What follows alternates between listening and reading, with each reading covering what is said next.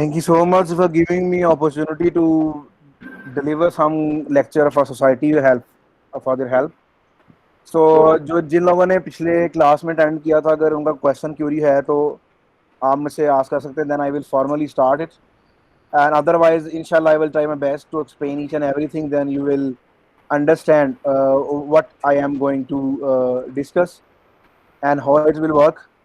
और ये एक एफर्ट है. इस एफर्ट के अंदर हमने सिर्फ करना ये है कि आपको ये बताना है कि जो एनालिसिस है वो कैसे होता है, उसमें काम कैसे चलता है, चीज़ें कैसे होती हैं.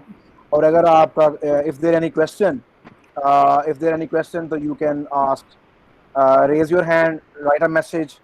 And today Dr. Adnan has to the Google meeting because we don't have like it's online for more than 40 minutes. We have not in interruption. So let's start with the stata. So this is a stata. Basically it's an interface. You can change the color and everything is if you want to. I have a MacBook.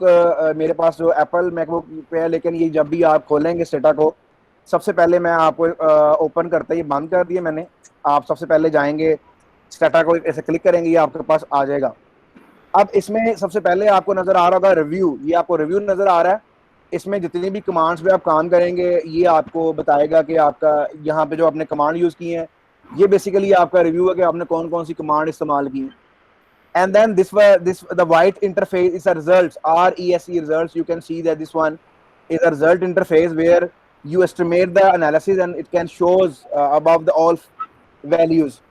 And then here you can use also variable mean the name. आप variable को कौन सा name देते हैं, उनका क्या उसकी definition है. And then you have a label. आप उसको लेबल कैसे करते हैं, जस्ट लाइक अगर आप जेंडर है, आप जेंडर वेरिएबल आपका है, उसको आप जेंडर लिखते हैं, और अगर आप उसका नेम क्या लिखते हैं, GN लिखते हैं, अब्रिविएशन यूज करते हैं. उसके बाद नीचे यहाँ पे प्रॉपर्टीज आपको आ रही हैं. ये प्रॉपर्टीज ये बता रही हैं कि आपका वेरिएबल का नेम क्या होगा, उसका डेटा क्या होगा, टाइप्स क्या होंगी. और सबसे ज्यादा लास्ट में आपके पास यहाँ पे एक नजर आ रहा कमांड. इसे कमांड विंडो कहते हैं. इसमें हमने कमांड लिखते हैं. अब बेसिकली इसमें जो स्टेटा है इसके दो वर्जन आते हैं. इसमें एक होता है लाइसेंस वर्जन होता है, एक इसमें ट्रायल वर्जन होता है. और अगर आप स्टेटा की वेबसाइट से 30 डेज का ट्रायल यूज कर सकते हैं. लेकिन जो मेरे पास यहाँ पे इंस्टॉल वर्जन है उसके अंदर लिखा हुआ है, देखें, सिंगल यूजर है, 8 कोर आई सेटअप, परपेचुअल लाइसेंस है, और सीरियल नंबर ये मेरा लाइसेंस टू हफीज है. इसका मतलब ये कि मैंने ये जो स्टेटा है मुझे परचेज किया when I was in Beijing. So my professor has purchase for me. So that's why I am lucky enough to have a trial version of the Stata. सो उसके बाद अगर आप स्टेटा के अंदर आए, अब आपको समझ आ गई है कि रिव्यू विंडो, ये देखें हमारे पास रिव्यू विंडो आती है जिसमें आप कमांड्स जितनी भी आप काम करते हैं वो आती है. ये आपकी रिजल्ट विंडो है जिसके अंदर आपके सारे रिजल्ट शो होते हैं. वेरिएबल विंडो के अंदर आपके पास जो डेटा नेम या उनके लेबल शुरू होते हैं. नीचे जो आपके पास प्रॉपर्टीज हैं, आप जिस वेरिएबल पे क्लिक करेंगे उसकी ऑब्जर्वेशन कितनी है, उसका साइज कितना है, और उसके फॉर्मेट क्या है. फॉर्मेट से मुराद ये कि वो ऑर्डिनल स्केल है, वो नॉमिनल स्केल है, वो कार्डिनल स्केल है, वो इंटर स्केल है, रेशो स्केल, इंटरवल स्केल है, रेशो स्केल है, या परसेंटेजेस में है. ये स्ट्रिंग वेरिएबल है जो जैसे नेम होता है. And then you also if you can see, अगर यहाँ पे आप देखें, अगर आप क्लिक करें तो सबसे पहले ये फाइल वाला ऑप्शन जो है, ये बेसिकली ये आपको इसमें आप न्यू फाइल कर सकते हैं. न्यू डू फाइल होती है जो भी आप काम करते हैं, कमांड विंडो आप अपनी बना सकते हैं. देन ओपन करेंगे. जब आप ओपन करेंगे अल्टीमेटली आपके पास ये ऐसा डायलॉग आ जाएगा. ये ओपन करेंगे, आप कोई भी फाइल ओपन कर सकते हैं, लेकिन वो स्टेटा के फॉर्मेट में होगी. तो जैसे मिसाल के तौर पर अगर मैं यहाँ पे करता हूँ, मैं कहता हूँ कि आपका जो कि ये मैंने आपके जो भी आप किसी एड्रेस पे जाएंगे, एड्रेस पे जाने के बाद आप उस पर क्लिक करेंगे and then you can have a file. अगर फाइल आपके पास है तो आप उन फाइल्स को अल्टीमेटली क्या करेंगे, इंस्टॉल कर लेंगे या ओपन कर लेंगे. और इसके दो तरीके हैं. एक तो ये कि आप स्टेटा की फाइल को डायरेक्टली ओपन कर लें, और इसका सेकंड तरीका ये है कि आप उसको जाके, ये आपके पास नजर आ रहा होगा यहाँ पे डेटा एडिटर. ये सबको नजर आ रहा है? Everybody can see that data editor. Hello, yes sir नजर आ रहा है. और उसके बाद ये डाटा एडिटर, जब आप इसको क्लिक करेंगे तो ये आपके पास डाटा एडिटर आ गया. यहाँ पे आप एक्सेल की शीट से डाटा कॉपी करके पेस्ट करके आप कर सकते हैं. और उसके अलावा यहाँ पे आप फिल्टर भी लगा सकते हैं, तस्वीर भी खींच सकते हैं. ये जो आपका ऑप्शन है, ये आपका डाटा एंटर का एडिटर का ऑप्शन है. इसमें डाटा आप डिलीट कर सकते हैं, ऐड कर सकते हैं. उसके बाद ये आपका डाटा ब्राउजर है। इसका ब्राउजर का मतलब ये कि आप डाटा को सिर्फ ब्राउज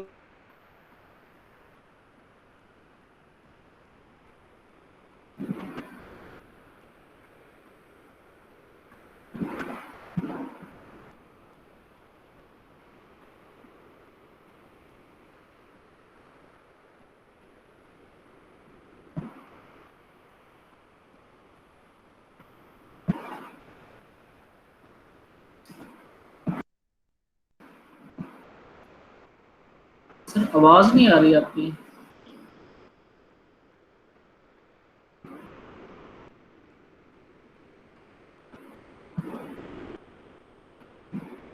जी सर, आपकी आवाज जो है आते आते वो रुक गई है।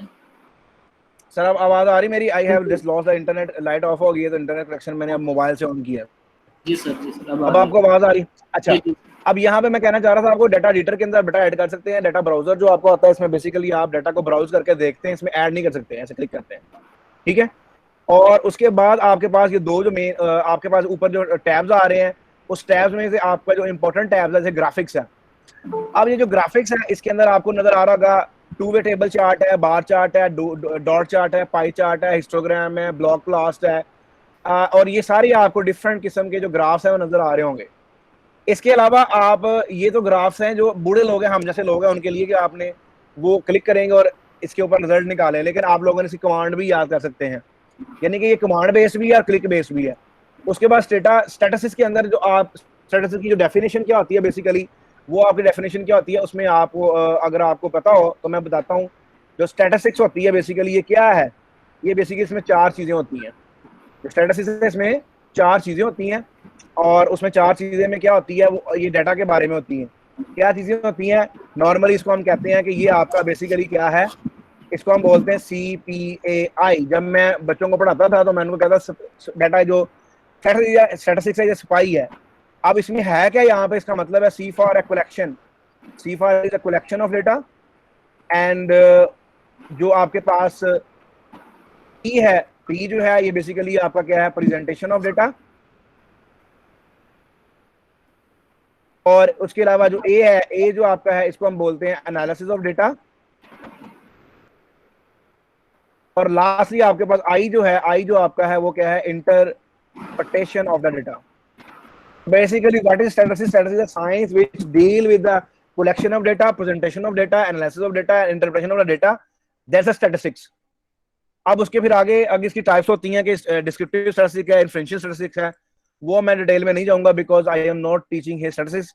अब उस स्टैटिस्टिक्स के अंदर यहाँ पे आपके पास डिफरेंट जो रेंज ऑफ मॉडल्स है जो आप एस्टिमेट कर सकते हैं, जो आपको गिवन है। ये जितने भी आपके पास जो आप टैब्स देख रहे हैं, ये आपके पास डिफरेंट काइंड ऑफ के मॉडल्स हैं जो आप अप्लाई कर सकते हैं अकॉर्डिंग टू डेटा।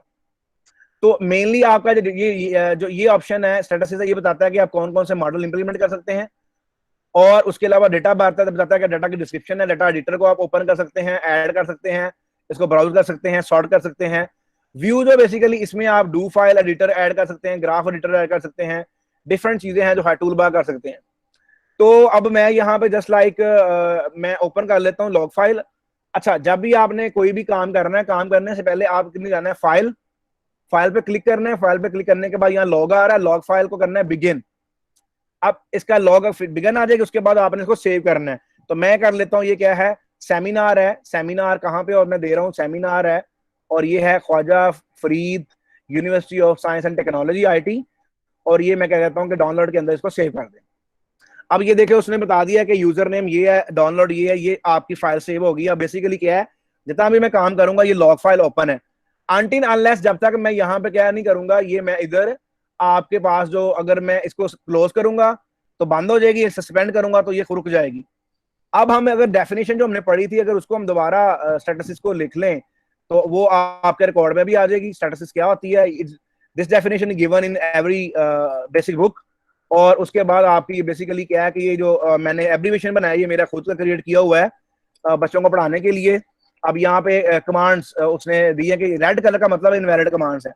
अब जब भी आपने कोई टेक्स्ट देना है, कुछ भी काम करना है, तो तब उस केस में आप क्या करेंगे, बस आप, अगर मैं यहाँ पे लिखता हूँ क्लियर, मिसाल के तौर पर क्लियर लिख देता हूँ, तो क्लियर का मतलब है कि जितना भी डेटा इसके अंदर स्टोर था, वेरिएबल स्टोर थे, कुछ भी स्टोर था, तो क्लियर कमांड तो बेसिकली डिलीट कर दी सारा कुछ इसने।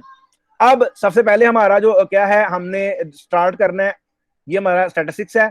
उसके बाद जो हमारा ये इसको हमने कहा कि ये आपके पास जो है जो वर्ड है ये बेसिकली क्या है, स्पाई। और उसके बाद जो आपके पास इसकी डेफिनेशन है वो आपके पास क्या है कि कलेक्शन ऑफ डेटा है। उसके बाद आपका प्रेजेंटेशन ऑफ डेटा है। और ये मैंने जो एब्रीविएशन आप लोगों के लिए बनाया कि you can remember definition for ever. और उसके बाद आपका लास्टली जो है वो इंटरप्रिटेशन ऑफ डेटा है, दैट्स स्टैटिस्टिक्स। अब उसमें सबसे पहले ये तो हमारा हो गया कि ये है। अब हम आउटलाइन देख लेते हैं। जो आउटलाइन में अंदर हमारे पास जो हमने काम करना है वो हमने काम करना क्या है। उसमें काम करने से पहले ये मेरे डाटा सेट कुछ बनाए हैं आपके लिए, कुछ चीजें मैंने बनाई हैं। और साथ में मैंने आप लोगों के लिए एडिशनल ये एक डू फाइल भी बनाई है। डू फाइल से मुराद ये नहीं कि ये कि आप इसमें जो जो काम भी करेंगे उनकी कमांड्स हैं, ये रेंज ऑफ कमांड्स है, ये मैंने आपके लिए बनाई है, ये भी मैं आपको दे दूंगा। अब सबसे पहले हम स्टार्ट कर लेते हैं। मिसाल के तौर पर ये डेटा हमारे पास, कोई भी डेटा मैं ओपन कर लेता हूं, आपको बताता हूँ डेटा एंटर कैसे करते हैं। ये जो डेटा की फाइल है मैंने सेव एज करके रखी हुई है, बनाई हुई है। ये आपके पास एक्सेल की शीट खुल गई है। उस एक्सेल की शीट के अंदर मैंने आपको डिफरेंट डेटा है, और डिफरेंट डेटा के अंदर मैंने जो यहाँ से क्या डेटा कौन सा लिया है, ये पाकिस्तान का डेटा मैंने फिल्टर किया है डिफरेंट वेरिएबल्स के साथ। आप इसमें कुछ भी नहीं करेंगे, आप इसमें करेंगे क्या, इसको सिलेक्ट करेंगे, कंट्रोल सी जैसे आप कॉपी करते हैं। उसके बाद आप जाएंगे स्टेटा के अंदर, जाएंगे स्टेटा के अंदर जाने के बाद डाटा एडिटर पे क्लिक करेंगे, और उसके बाद आप कंट्रोल वी करेंगे। उसके बाद ये आपसे पूछेगा कि वेरिएबल आप चाहते हैं कि डेटा जो है ऊपर वाले रोज में डाटा है या वेरिएबल के नेम्स आए। तो आई प्रेफर वेरिएबल नेम। अब यहाँ पे देखें, आपको नजर आ रहा होगा ये ईयर्स नजर आ रहा है, कंट्री नेम कंट्री कोड जो है ये बेसिकली रेड कलर में नजर आ रहा है। जब भी आप कभी भी इस डाटा के अंदर रेड कलर में ऐसी ऑब्जर्वेशन देखते हैं, इसका मतलब ये कि वो ऑब्जर्वेशन काउंट नहीं करेगा एनालिसिस के दौरान। अब उसके बाद आईडी है, उसके बाद जो अल्टीमेटली जो ये CO2 कार्बन मिशन है, जीडीपी पर कैपिटा है, देन जीडीपी का स्क्वायर है, एंड देन ब्रॉड मनी है, एंड ब्रॉड मनी का स्क्वायर है। Broad money is a proxy of the financial development. इसलिए ऐसे जब आप इसे करेंगे, जब आप इसको क्लोज करेंगे, क्लोज करने के बाद ये देखें आपको बता रहा है कि आपने 9 वेरिएबल ऐड कर दिए हैं, 37 ऑब्जर्वेशन है, पेस्टेड ऑन डाटा एडिटर के ऊपर है। अब यहाँ पे अगर आप किसी भी ऊपर क्लिक करेंगे, जैसे ये मैंने आपके सामने कार्बन मिशन पे क्लिक किया, तो नीचे यहाँ पे देखें नेम जो कार्बन मिशन आ गया, लेबर उसका CO2 आ गया, टाइप वेरिएबल ये फ्लोटिंग है, और फॉर्मेट इसका जो परसेंटेज 0.08 है, और 9 वेरिएबल है, 37 ऑब्जर्वेशन है, 1.23 KB जो इसका डाटा है, और 64 MB जो इसकी मेमोरी है। तो ये जस्ट आपको डाटा के बारे में बता रहे हैं। सबसे पहले हम स्टार्ट करते हैं कि आपका इसका समराइज जो डाटा करते हैं, यानी कि जो डिस्क्रिप्टिव स्टैट्स होता है उसके बारे में हम क्या करते हैं। तो उसकी कमांड होती है समराइज। समराइज की कमांड है, जब भी समराइज कमांड है, और कमांड के बाद अगर मैं इसे कुछ नहीं बताऊंगा, क्लिक करूंगा, तो उसने जो मेरे पास जो है जो समराइज है, मैंने स्पेलिंग गलत लिख ली है शायद, SUM, ओहो, I need to check the spelling में, स्पेलिंग मैंने गलत लिख ली शायद। एनी हो, तो मैंने स्पेलिंग गलत लिखे हैं, और स्पेलिंग गलत लिखे हैं, मैं कमांड रिकॉग्नाइज नहीं कर रहा। ये देखें, अब आपके पास जो समराइज है, समराइज का मतलब क्या है कि आपने उसको समराइज कमांड क्लिक किया, क्लिक करने के बाद देखें आपको बता रहा है कि ऑब्जर्वेशन आपके पास 37 है, कंट्री नेम जो 0 है, कंट्री कोड 0 है, क्योंकि उसको मैंने बताया था जो भी रेड कलर में स्ट्रिंग वेरिएबल काउंट नहीं करेगा। कार्बन मिशन की 37 है, जितने भी वेरिएबल उनकी सारों की 37 ऑब्जर्वेशन है। मीन वैल्यू उनकी जो है ये ईयर की है, ये आपकी आईडी है, ये आपकी मीन वैल्यू बता रही है 0.72। इसका मतलब है जो भी डाटा आपने काउंट किया कार्बन मिशन पर कैपिटा, उसकी जो मेन वैल्यू है वो 0.72 पर कैपिटा है, जो पाकिस्तान के लिए है। ये इसका स्टैंडर्ड डेविएशन है। मीन वैल्यू क्या होती है, sum of all value divided by number of values. Standard deviation basically क्या होता है, is a measure of dispersion, और इसको हम क्या करते हैं, अल्टीमेटली ये क्या होता है, वेरिएंस का अंडर रूट होता है, और ये हमें बताता है कि मीन डेविएशन आपकी कितनी है, यानी कि मीन से आपकी वैल्यू डिस्पर्स कितनी है, वो कितना है 0.17। इसका मतलब ये है कि आपका जो डाटा का वेरिएंस है जीडीपी का कार्बन मिशन पर कैपिटा का, वो 0.17 है। And then you have a minimum value जो है मैक्सिमम वैल्यू। मिनिमम और मैक्सिमम वैल्यू ये बेसिकली क्या होती है, आपकी रेंज होती है। मिनिमम और मैक्सिमम वैल्यू आपकी रेंज होती है, और इनको हम कहते हैं ये मेजर ऑफ डिस्पर्शन है। और जो आपकी स्टैंडर्ड डेविएशन है ये भी आपकी मेजर ऑफ डिस्पर्शन है, जबकि आपकी मीन वैल्यू जो है ये मेजर ऑफ स्टैंडर्ड टेंडेंसी है। और इस तरीके से आप इकोनॉमिक मीनिंग के लिए ऐसे एक्सप्लेन कर सकते हैं। तो पहले तो ये हो गया कि आपने सिर्फ ये कर लिया कि आपके पास एक डेटा है, और डेटा के पास आपने समराइज कर लिया। उसके बाद है कि आप चाहते हैं कि मैं देखना चाहता हूं कि मेरे पास ऑब्जर्वेशन है, वो मैं कहता हूं कि मैं डिफरेंट ग्रुप्स बना लूं, मतलब मुझे हर 1 से 10 ऑब्जर्वेशन का क्या जो समराइजेशन है उनका आप कैटेगराइज कर लेते हैं। 37 ऑब्जर्वेशन है और आप कहते हैं यार कि मेरे पास ना हर 10 के बाद ना मुझे इसका मीन चाहिए हर 10 के बाद। उसके लिए करते हैं क्या है, उसके लिए जो हम कमांड यूज करते हैं उसमें आप जो भी वेरिएबल यूज करेंगे, अगर आप कोई भी वेरिएबल यूज करते हैं उस वेरिएबल के लिए अल्टीमेटली आप क्या करते हैं, समराइज की कमांड लिखते हैं, उसके बाद आप वेरिएबल लिखते हैं यहाँ पे, यानी कि आप पहले समराइज लिखते हैं, उसके बाद जो भी वेरिएबल लिखना है, जैसे मैंने कार्बन मिशन लिया, उसके बाद मैंने जीडीपी लिया, 2 वेरिएबल ले ली और मैंने कहा कि मुझे 1 से लेकर जो है वो 10 तक उसका मीन निकाल दो। तो ये देखिए उसने मुझे 1 से 10 ऑब्जर्वेशन का मीन निकाल दिया और ये मीन दोनों का मीन बता रहा है। उसके बाद अगर मैं कहता हूं कि मुझे 1 से 10 की बजाय अब मुझे कहता हूं कि 11 से 20 का निकाल दो, आप इसको आप 11 से जब 20 करेंगे अल्टीमेटली तो उसका मीन निकाल देगा। देन आप इसी को जब यूज करेंगे आप इसको 21 से ऑनवर्ड 30 का कर दें और उसके बाद आप लास्टली आपके पास कितनी ऑब्जर्वेशन है, 31 से लेकर आपके पास जो 37 ऑब्जर्वेशन है उनका जब आप मीन निकाल लेंगे। अब ये जो मीन एनालिसिस मैंने आपको इसलिए बताया कि जब सम टाइम ऐसा होता है कि आपके पास डेटा होता है अवेलेबल होता है, हम आप कंपनी की कॉर्पोरेशन की या केस स्टडी कर रहे होते हैं, उस केस के अंदर आपने डिफरेंट ग्रुप्स को मेजर करना होता है, यानी कि आप देखना चाह रहे होते हैं पहले 10 ऑब्जर्वेशनों में जो जेंडर का क्या स्टेटस है, क्या मीन है, या पहले 10 ऑब्जर्वेशनों में या पहले 15 ऑब्जर्वेशन में पहले 15 साल के अंदर परफॉर्मेंस कैसी रही है फर्म की, उसकी मीन वैल्यू क्या है, अगले 15 साल के बाद, उससे अगले 15 साल के बाद, या क्वार्टरली उसका क्या बिहेवियर है। तो इस तरह का जो एनालिसिस करते हो उसके जरिए ये सिंपल समराइज का एक हम सबमिशन करते हैं, उसका एक कमांड यूज करते हैं और उस कमांड को इस्तेमाल करते हुए हम इसको कैलकुलेट कर लेते हैं। तो ये आपका समराइज की कमांड थी जिसको आप इस्तेमाल करते हैं थ्रू बाय आप। इसके अलावा एक कमांड होती है टेबुलेट, टेबल बनाते हैं। आप टेबल बनाना चाह रहे हैं, मिसाल के तौर पर मैं चाहना चाह रहा हूं कि टेबल मुझे बना के दें CO2 मिशन का, जीडीपी का, ब्रॉड मनी का। तो ये देखें उसने टू मैनी वेरिएबल, इसमें जब आप आपको बताने का मकसद यहाँ पर ये कि जब आपके पास 2 वे टेबल बनाना है उसमें आप मैक्सिमम 2 वेरिएबल ले सकते हैं और उसके अंदर आपको अल्टीमेटली जब आप कंपैरिजन करने के लिए बनाते हैं 2 या 2 से ज्यादा कैटेगरी का, तो ये देखें आपको उसने कैटेगराइज करके दे दिया कि आपके पास जितने भी वेरिएबल्स हैं उनका उसने आपको वैल्यूज के साथ कंपेयर करके दे दिया। अब ये वाला एनालिसिस हम स्कैंडर्ड डेटा पे अच्छा यूज नहीं, ये वाला एनालिसिस बेसिकली यूज होता है जब कैटेगरीज होती हैं, जब आपके पास जेंडर गिवन हो, जब आपके पास प्रोफेशन गिवन हो, क्वेश्चनियर बेस्ड डाटा होता है, उसके ऊपर आप क्या करते हैं ये वाला जो परफॉर्मेंस ये वाला काम करते हैं, टेबुलर बनाते हैं, तो आप 1 से ज्यादा क्रॉस जो कैटेगरीज के अंदर चीजों को बता सकते हैं।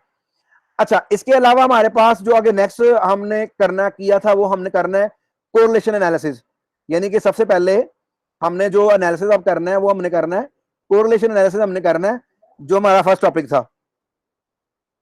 उसके अंदर हमारे पास ये मैं कोरिलेशन एनालिसिस, उसमें एक और चीज भी बता रहा हूं आपको, जब भी आप स्टेटा के कमांड के स्टैटिक यूज करेंगे वो उसको एज ए कमांड नहीं वर्ड ट्रीट करेगा। तो कोरिलेशन एनालिसिस करने के लिए इसकी सिंपल कमांड होती है COR। ये कोरिलेशन है किन के दरमियान देखना चाह रहे हैं आप, कार्बन मिशन के दरमियान, जीडीपी के दरमियान और आपकी ब्रॉड मनी के दरमियान। ये आपने कोरिलेशन लिखा और उसके बाद आपने कमांड दे दी, ये आपको जो कोरिलेशन बता रहा है, इसमें आप जो कोरिलेशन है वो बता रहा है कार्बन मिशन जो है जीडीपी के साथ पर कैपिटा के साथ इसका जो नेगेटिव कोरिलेट कर रही है और ब्रॉड मनी के साथ पॉजिटिव कोरिलेट कर रही है, जबकि ब्रॉड मनी और जो जीडीपी है आपस में नेगेटिव रिलेशनशिप है। अब इसके अंदर हमें पता नहीं है कि कौन सा वेरिएबल डिपेंडेंट है, कौन सा वेरिएबल इंडिपेंडेंट है, जैसे कोरिलेशन। और अब कोरिलेशन तो आ गया, लेकिन इसके बाद एक होता है पेयर वाइज कोरिलेशन होता है। पेयर वाइज कोरिलेशन क्या, इसमें डिफरेंट कोरिलेशन होते हैं, जैसे आपने पढ़ा होगा एक सिंपल कोरिलेशन है, इसका हम कहते हैं स्पेयरमैन कोरिलेशन, एक रैंक कोरिलेशन होता है, उसके अलावा किंडल कोरिलेशन होता है, and then we have other some other correlation, pairwise correlation. But normally we use the correlation or pairwise correlation for our analysis in other kind of variables. अब यहाँ पे जब आप इसी कमांड लिखते हैं, पेयर वाइज लिखते हैं, and then you just like बाकी जो आपका कमांड सेम रहती है, उसके अंदर आप करते क्या है, आप करते हैं कि पेयर वाइज कोरिलेशन, उसके बाद आप क्लिक करते हैं, वो पेयर वाइज कोरिलेशन भी आपको वही देगा। आप इस दोनों में अगर आप चाहते हैं कि आपको पेयर वाइज कोरिलेशन भी दे और साथ में आपको स्टार भी बताया कि अगर आया कि कोरिलेशन सिग्निफिकेंट है, इनसिग्निफिकेंट है, उसके लिए आप कुछ नहीं यूज करेंगे, उसके लिए सिर्फ आपने उस कमांड के आगे यूज करना है स्टार, जो आपने अभी यूज की है। जैसे मिसाल के ऊपर आपने पेयर वाइज कोरिलेशन यूज किया है, उसे कॉमा डालना है, कॉमा डालने के बाद आपने आगे लिखना है स्टार, और उसके बाद आपने लिखना है, क्या लिखना है आपने 0.01, इसका मतलब है 1% लेवल ऑफ सिग्निफिकेंस, जो हमने डिस्कस किया था लास्ट टाइम, और 90% कॉन्फिडेंस इंटरवल। जब ऐसे क्लिक करेंगे, अब ये देखें इसने सिर्फ स्टार जो है एक कोरिलेशन पे लगाया, जो कोरिलेशन है between carbon emission and broad money, और वो क्या है 0%, यानी कि 1% लेवल ऑफ सिग्निफिकेंस पे सिग्निफिकेंट है। अब हमारे पास 3 लेवल होते हैं, ये 1% है, उसके बाद then we have another level that is a 5%। 5% के ऊपर आपके पास दो जो रिलेशनशिप है वो सिग्निफिकेंट है, and then you also have a last one the 10% level of significance. अब आप देखेंगे 10% लेवल सिग्निफिकेंस पे दो कोरिलेशन सिग्निफिकेंट है। अब आप जब रिपोर्ट करोगे रिजल्ट को, तो अल्टीमेटली आप लेवल ऑफ सिग्निफिकेंस सिलेक्ट करोगे। अगर 1% के हिसाब से करोगे तो एक कोरिलेशन जो है between broad money and broad money मतलब financial development and carbon emission के सिग्निफिकेंट है, पॉजिटिव रिलेशनशिप है। अगर आप उनको दो या दो से ज्यादा, अगर आप 5% पे करोगे, दो के दरमियान है, वो क्या है कार्बन मिशन का जो कोरिलेशन है जीडीपी पर कैपिटा के साथ वो नेगेटिव है। और इसका मतलब ये कि दोनों जो कोरिलेशन है ये अगर आप परसेंटेज में इंटरप्रेट करें तो ये कह सकते हैं कि 32.8% नेगेटिव कोरिलेशन है between carbon emission and GDP. इसका मतलब क्या है, हमें पता नहीं कौन सा वेरिएबल किसको अफेक्ट कर रहा है, लेकिन हम ये दोनों वेरिएबल एसोसिएट कर रहे हैं नेगेटिवली। अगर एक बढ़ता है दूसरा कम हो रहा है, दूसरा कम हो रहा है पहला बढ़ता है। तो ये बेसिकली आपका कोरिलेशन का कॉन्सेप्ट था जो हमने पढ़ा था। और उसकी वैल्यू मैंने बताया, कोरिलेशन की जो वैल्यू होती है नॉर्मली वो क्या होती है, -1 से लेकर वो होती है +1 के तक। यानी कि आपका मिनिमम कोरिलेशन जो होता है -1, वो कह ले कि नेगेटिव कोरिलेशन होता है 100%, और मैक्सिमम कोरिलेशन होता है +1, वो होता है पॉजिटिव परफेक्ट कोरिलेशन। अगर नॉर्मली हम कहते हैं कि आपके पास जो कोरिलेशन होता है जो 0.5 है, 0.5 है, उसको हम कहते हैं कि मीडियम मॉडरेटिंग कोरिलेशन। अगर 0.4 से कम हो हम कहते हैं कि लो कोरिलेशन, अगर 0.5 से ज्यादा हो उसे हम कहते हैं हाई कोरिलेशन या हाईली कोरिलेटेड। और अगर 0.8 से 0.9 का हम कहते हैं हाईली कोरिलेटेड, अगर 0.9 से अबव हो जाए हम कहते हैं perfectly correlated.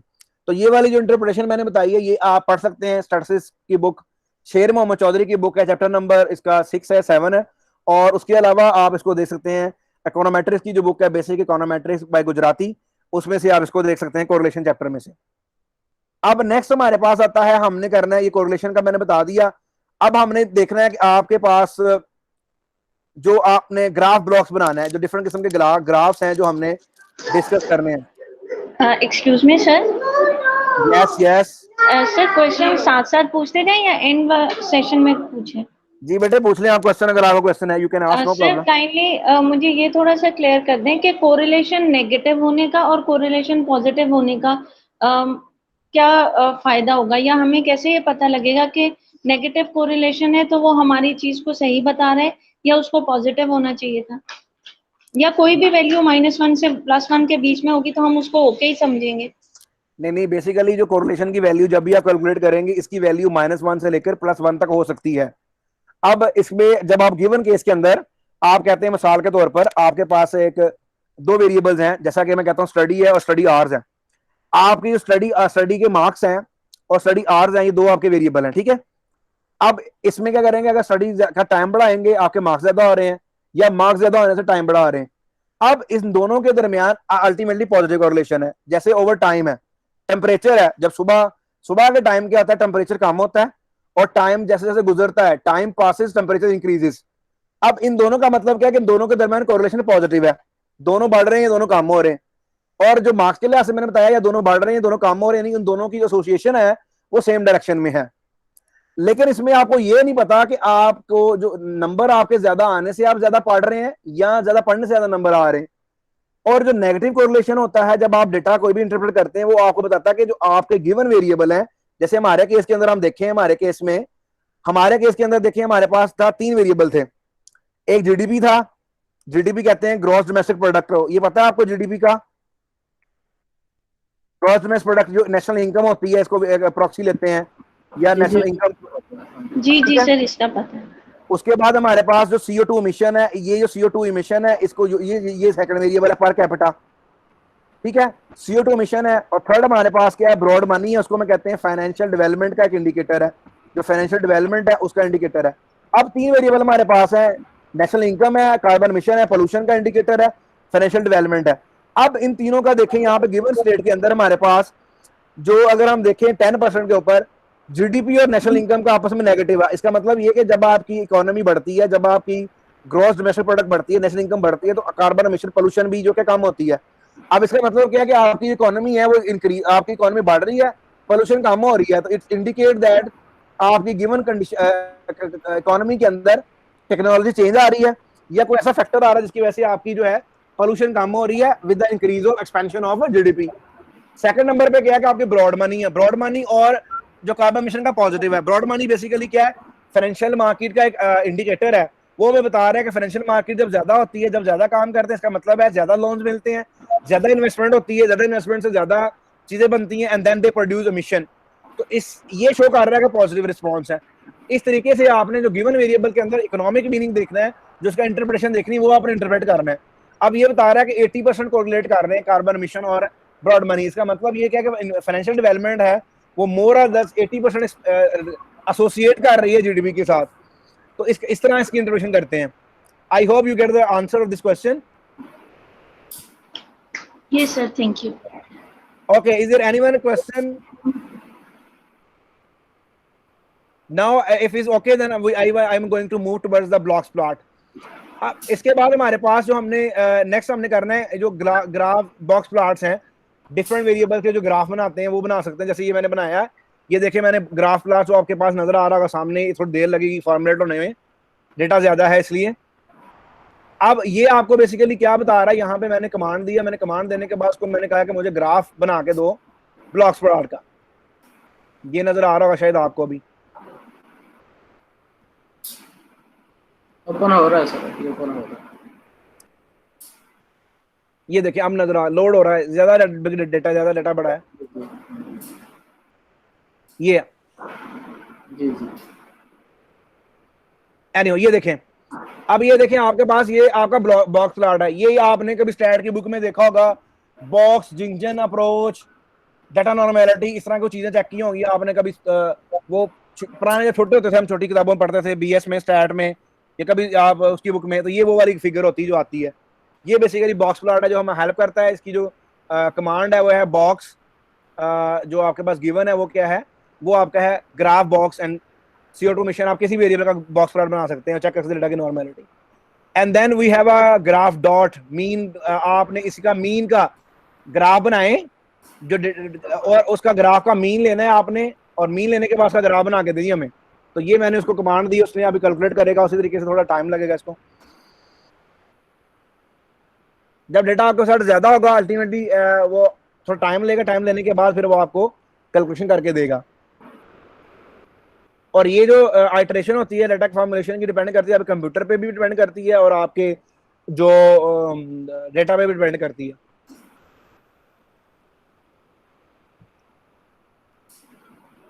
Still calculating, okay.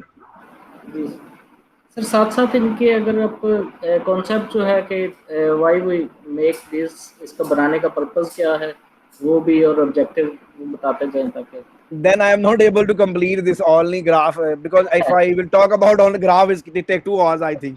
ठीक। ये जैसे मैं आपको एक्सप्लेन कर देता हूँ, ये बेसिकली हम इसलिए बनाते हैं जब आपको देखना चाह रहे हो आप बॉक्स ग्राफ जो है आपके डेटा में नॉर्मेलिटी है कि नहीं, आप आइडियल चाह रहे हो कि डेटा आपका ठीक है नहीं ठीक है, उसके लिए हम इसको देखते हैं आया कि मीन वैल्यू के बराबर है नहीं है, तो इसके लिए हम इसको यूज करते हैं जो नॉर्मेलिटी में। ये मैं आपको ऐसे में बताऊंगा अभी आपको।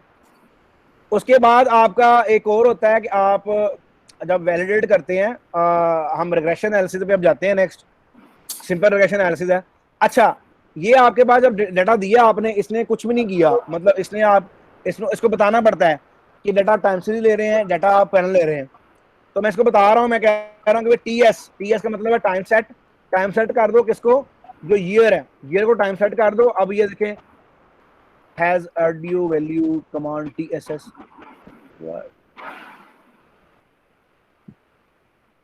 अच्छा, ये केस सेंसिटिव भी है। अगर आप ये देखें, मैंने पहले T बड़ा लिखा था, तो केस सेंसिटिव का मतलब है T बड़ा लिखा था, तो उसने कमांड नहीं ली थी। अब इसमें मैंने इसको बता दिया है डेटा को कि ये आप सॉफ्टवेयर को कि ये जो डेटा मैं ले रहा हूँ टाइम सीरीज है।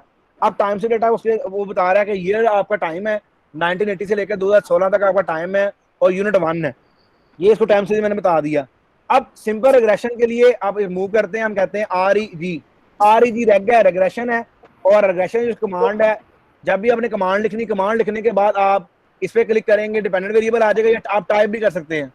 And then you have a independent variable, मैं 2 ऐड कर रहा हूँ, एंड आफ्टर दैट एंटर, जब एंटर करेंगे तो आपके पास टेबल आ जाएगा। ये टेबल वो है जो आप रिग्रेशन एनालिसिस के अंदर पढ़ते हैं।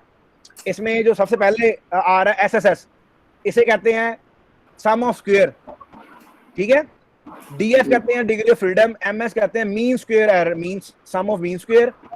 अब मॉडल का मतलब है, मॉडल का मतलब है ये वाला, ये जो आपको नजर आ रहा है 0.78, ये बता रहा है आपकी बुक में जो आपने पढ़ा था, कभी आपने स्टैट में देखा था, उसे बोलते हैं ESS, explain sum of square है।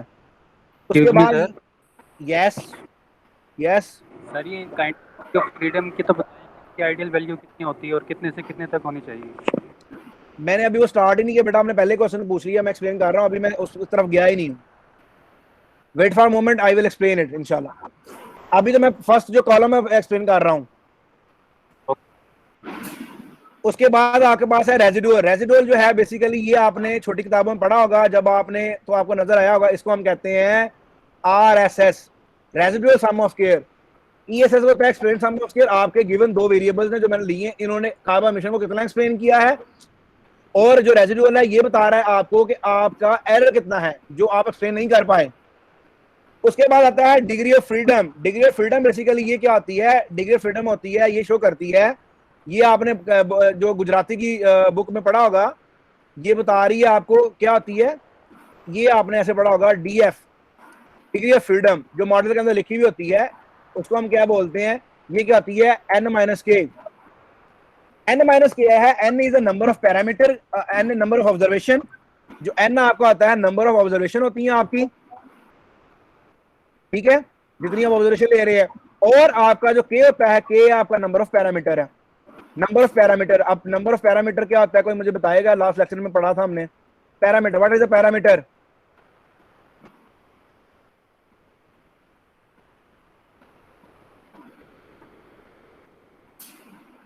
Anybody want to help me? What is the parameter?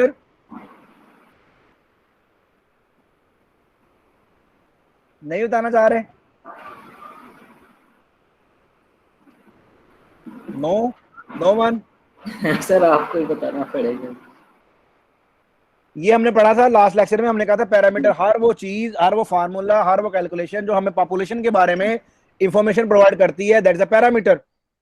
अब यहां पे हमारे पास इस मॉडल के अंदर दो पैरामीटर्स हैं,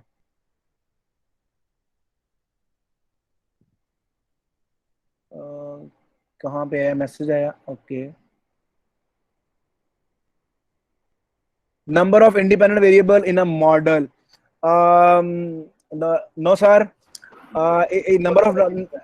number of independent in model नहीं है सर। ये बेसिकली क्या होते हैं, पैरामीटर्स होते हैं, मैं यहाँ पे लिख के बताता हूँ आपको। वाई या इक्वेशन है जहां आप अभी एस्टिमेट कर रहे हैं, जैसे फॉर एग्जांपल हमारा है CO2 इमिशन है, इक्वल टू है, उसके बाद मैं कहता हूँ बीटा 1 है प्लस बीटा 2 है, और बीटा जो 2 है हमारा, वो क्या हमारे पास है, वो हमारे पास है जो GDP है। उसके बाद प्लस बीटा 3 है, बीटा जो 3 है हमारे पास, वो आपका क्या है, वो आपका फाइनेंशियल डेवलपमेंट FIN लिख लेता हूँ, एंड प्लस E एरर है, ET एरर है।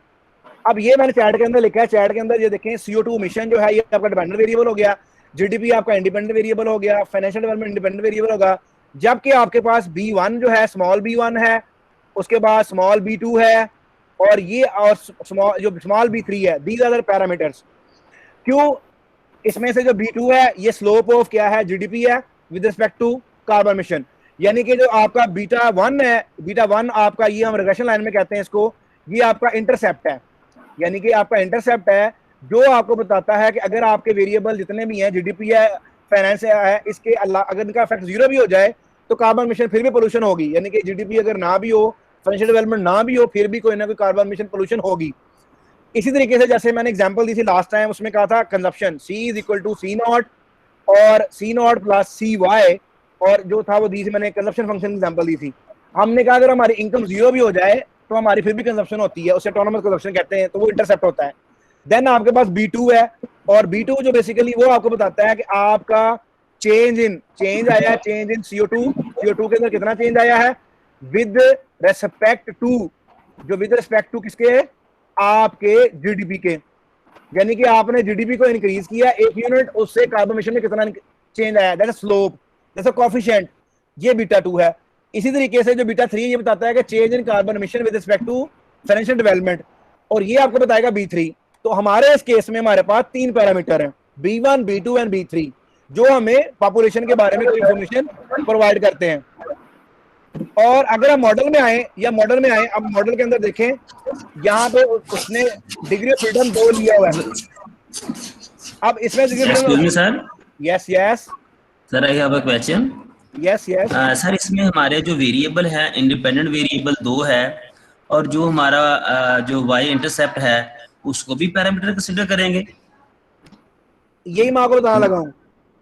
जैसे डॉक्टर सर जो हमारे साहब ने बताया कि इंडिपेंडेंट वेरिएबल को हम मॉडल के अंदर उसको लेते हैं, हम पैरामीटर लेते हैं। जी सर। लेकिन नॉर्मल सिंपल जो आपकी रिग्रेशन होती है, जो भी चीज आपके बारे में बताती है आपको, मतलब आपकी पॉपुलेशन के काइंडली ऑफ योर माइक, अच्छा उसमें क्या है, जो भी चीज हमें बताती है, लेकिन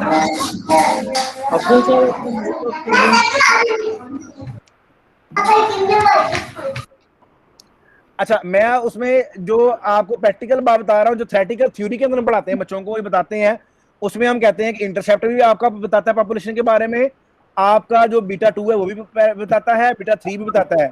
लेकिन गिवन मॉडल के अंदर यहाँ पे मैंने उसको ये सिंपल रिग्रेशन मैंने कहा कि एस्टिमेट करे और एस्टिमेट करने के बाद मुझे बताए। लेकिन जो एफ वैल्यू है ज्वाइंटली सिग्निफिकेंट है, वो भी हम क्योंकि नॉर्मली इंटरसेप्ट को हाइपोथेसिस के अंदर चेक नहीं करते, इंटरसेप्ट पॉजिटिव हो नेगेटिव हो या उसका इंपैक्ट सिग्निफिकेंट हो इनसिग्निफिकेंट हो, उसको हम डील नहीं करते। उसकी वजह क्या है कि जितने भी अदर वेरिएबल का इंपैक्ट है वो भी इसमें आता है। या इसको हम कहते हैं, my teacher doctor Abdul Jalil said that it is a garbage collector. ये गार्बेज कलेक्टर है, मतलब कहने का ये कि जितने भी अदर वेरिएबल हैं, इसके अलावा जो भी है वो सारे के सारे कांस्टेंट के अंदर आते हैं। That's why in estimation we only take account the beta 1 and beta 3 जो हमारे पास अवेलेबल होते हैं, उनको हम पैरामीटर काउंट करते हैं। उसके बाद यहाँ पे अब ये देखें, अगर मैं आपकी बात मान लूं तो उसके बाद आपकी डिग्री ऑफ फ्रीडम है जो यहाँ पे 34 है, 34 प्लस 2 36, लेकिन यहाँ पे ऑब्जर्वेशन तो हमारे पास 37 थी, ठीक है, तो 37 ऑब्जर्वेशन थी। जो इंटरसेप्ट निकालने के बाद उसने जो ऑब्जर्वेशन दी है वो 36 ऑब्जर्वेशन काउंट की है, वो काउंट नहीं कर रहा उसको। उसके बाद आपके पास एमएस जो है, एमएस जो आपका है मीन स्क्वायर एरर है। उसके बाद आपकी ऑब्जर्वेशन है 37 ऑब्जर्वेशन है। एफ स्टैटिस्टिक्स बता रहा है कि आपका वेरिएबल, दोनों वेरिएबल जो गिवन वेरिएबल है मिलकर जॉइंटली सिग्निफिकेंट कितने हैं वो बता रहा है।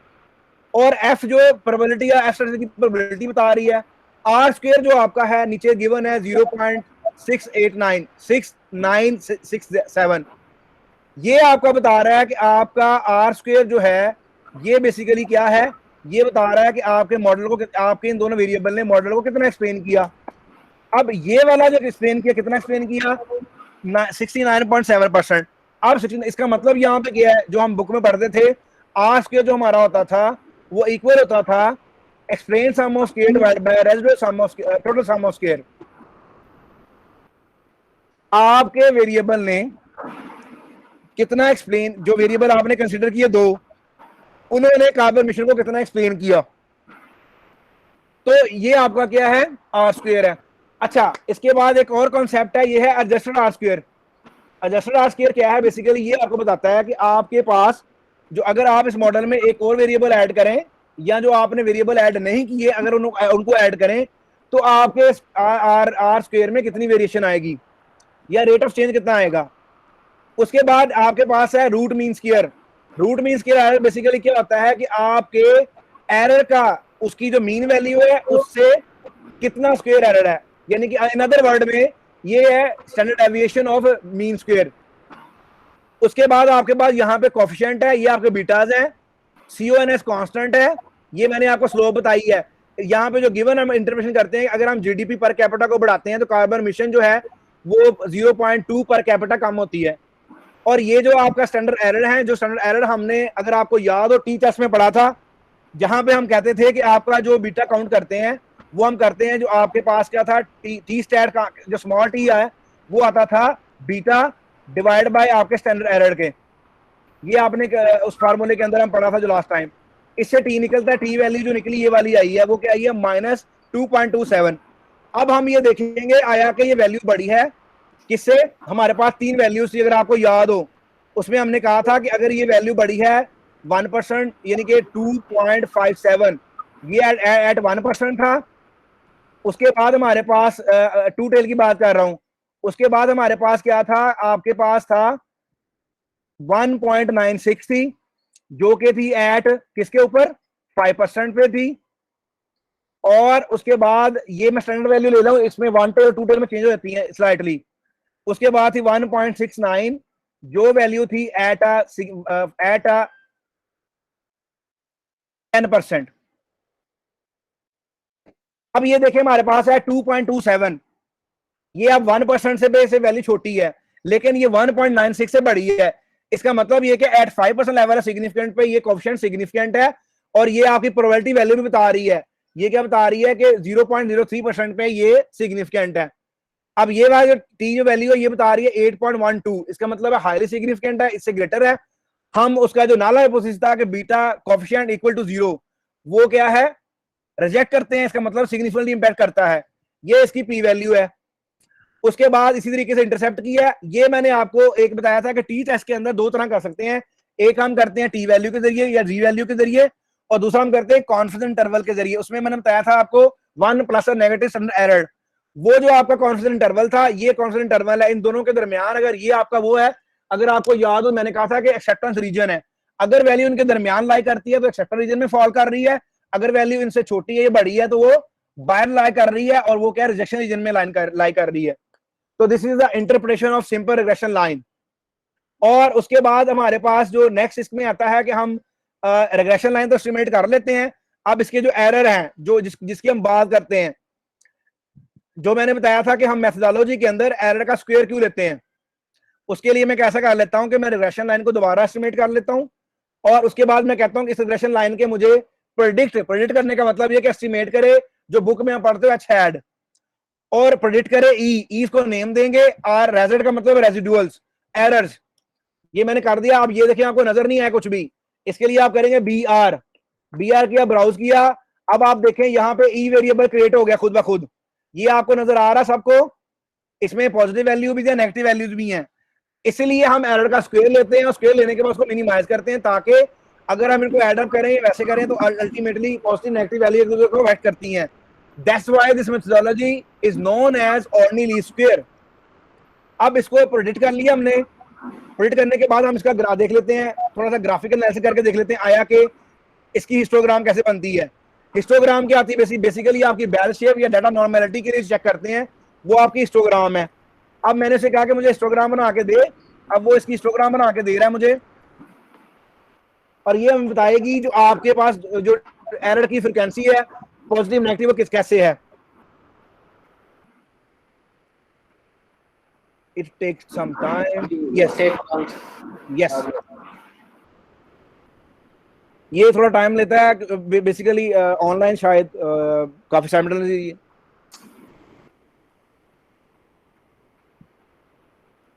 ये हो गया है, शो क्यों नहीं हो रहा। Okay we can wait for a while. Meanwhile आप क्वेश्चन को एक्सक्यूज मी, एक सवाल है। जी पूछें सर। सर ये पी वैल्यू के बारे में क्वेश्चन है कि अगर पी वैल्यू सिग्निफिकेंट हो लेकिन टी वैल्यू जो है वो लिमिट से कम हो, तो वो हम उसको क्या कहेंगे, एक्सेप्टेड है? बेसिकली इसके पीछे जो मैंने अभी आपको बताया वो 5 पॉइंट्स हैं। पहले नंबर पे अब हम डिस्कस कर लेते हैं यहाँ पे ही। जैसे हम कहते हैं कि सपोज हम कहते हैं यहाँ पे हमारा बीटा 1 है, जो B1 है, ठीक है, P1 है इक्वल टू 0 है, ठीक है। ये हम क्या कह रहे हैं, चेक कर रहे हैं, ये हमारा नल हाइपोथेसिस है और उसको हम चेक कर रहे हैं, ठीक है। अब B1 से मुराद यहाँ पे मैं ये B1 से मुराद यहाँ पे मैं ले रहा हूँ जो रिग्रेशन लाइन के अंदर हमने एस्टिमेट किया है, ये वाला कोएफिशिएंट, ये वाला वो कितना है, 0.20 है। मैं इसी को चेक कर लेता हूँ। हम कहते हैं कि हमारा जो हाइपोथेसिस है वो क्या है, इसको हम चेक कर लेते हैं। वो क्या है, H0 जो है वो क्या है, वो है यहाँ पे ये -0.2 है, 0। अब हमने इसको क्या चेक करना है, आया कि इतना है कि नहीं है। सेकंड नंबर पे हम रखेंगे यहाँ पे, जो ये पहला स्टेप मुकम्मल हो गया। सेकंड स्टेप पे हम करेंगे लेवल ऑफ सिग्निफिकेंस। अगर आपको याद हो जब हम उसमें करते थे लेवल ऑफ सिग्निफिकेंस करते थे, वो हम रखते हैं लेवल ऑफ सिग्निफिकेंस कितना रखते हैं, 1% रखते हैं, 5% रखते हैं, 10% रखते हैं। अगर 1% रखते हैं इसका मतलब 99% कॉन्फिडेंस इंटरवल है, 5% रखते हैं तो 95 और 10 रखते हैं तो 98%। थर्ड स्टेप पे हम करते हैं टी कैलकुलेट करते थे, टी को कैलकुलेट करना है आपने खुद, हाइपोथेसिस टेस्टिंग हो रही है वाली। टी कैलकुलेट करते हैं, टी कैलकुलेट होता है जी, वो कैसे होता है जी, वो होता है beta divide by standard error होता है।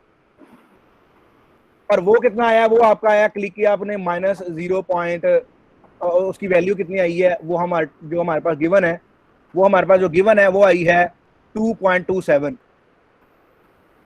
हमारे पास जो वैल्यू आई है वो आई है, कैलकुलेटर वैल्यू जो आई है वो 2.27 आई है।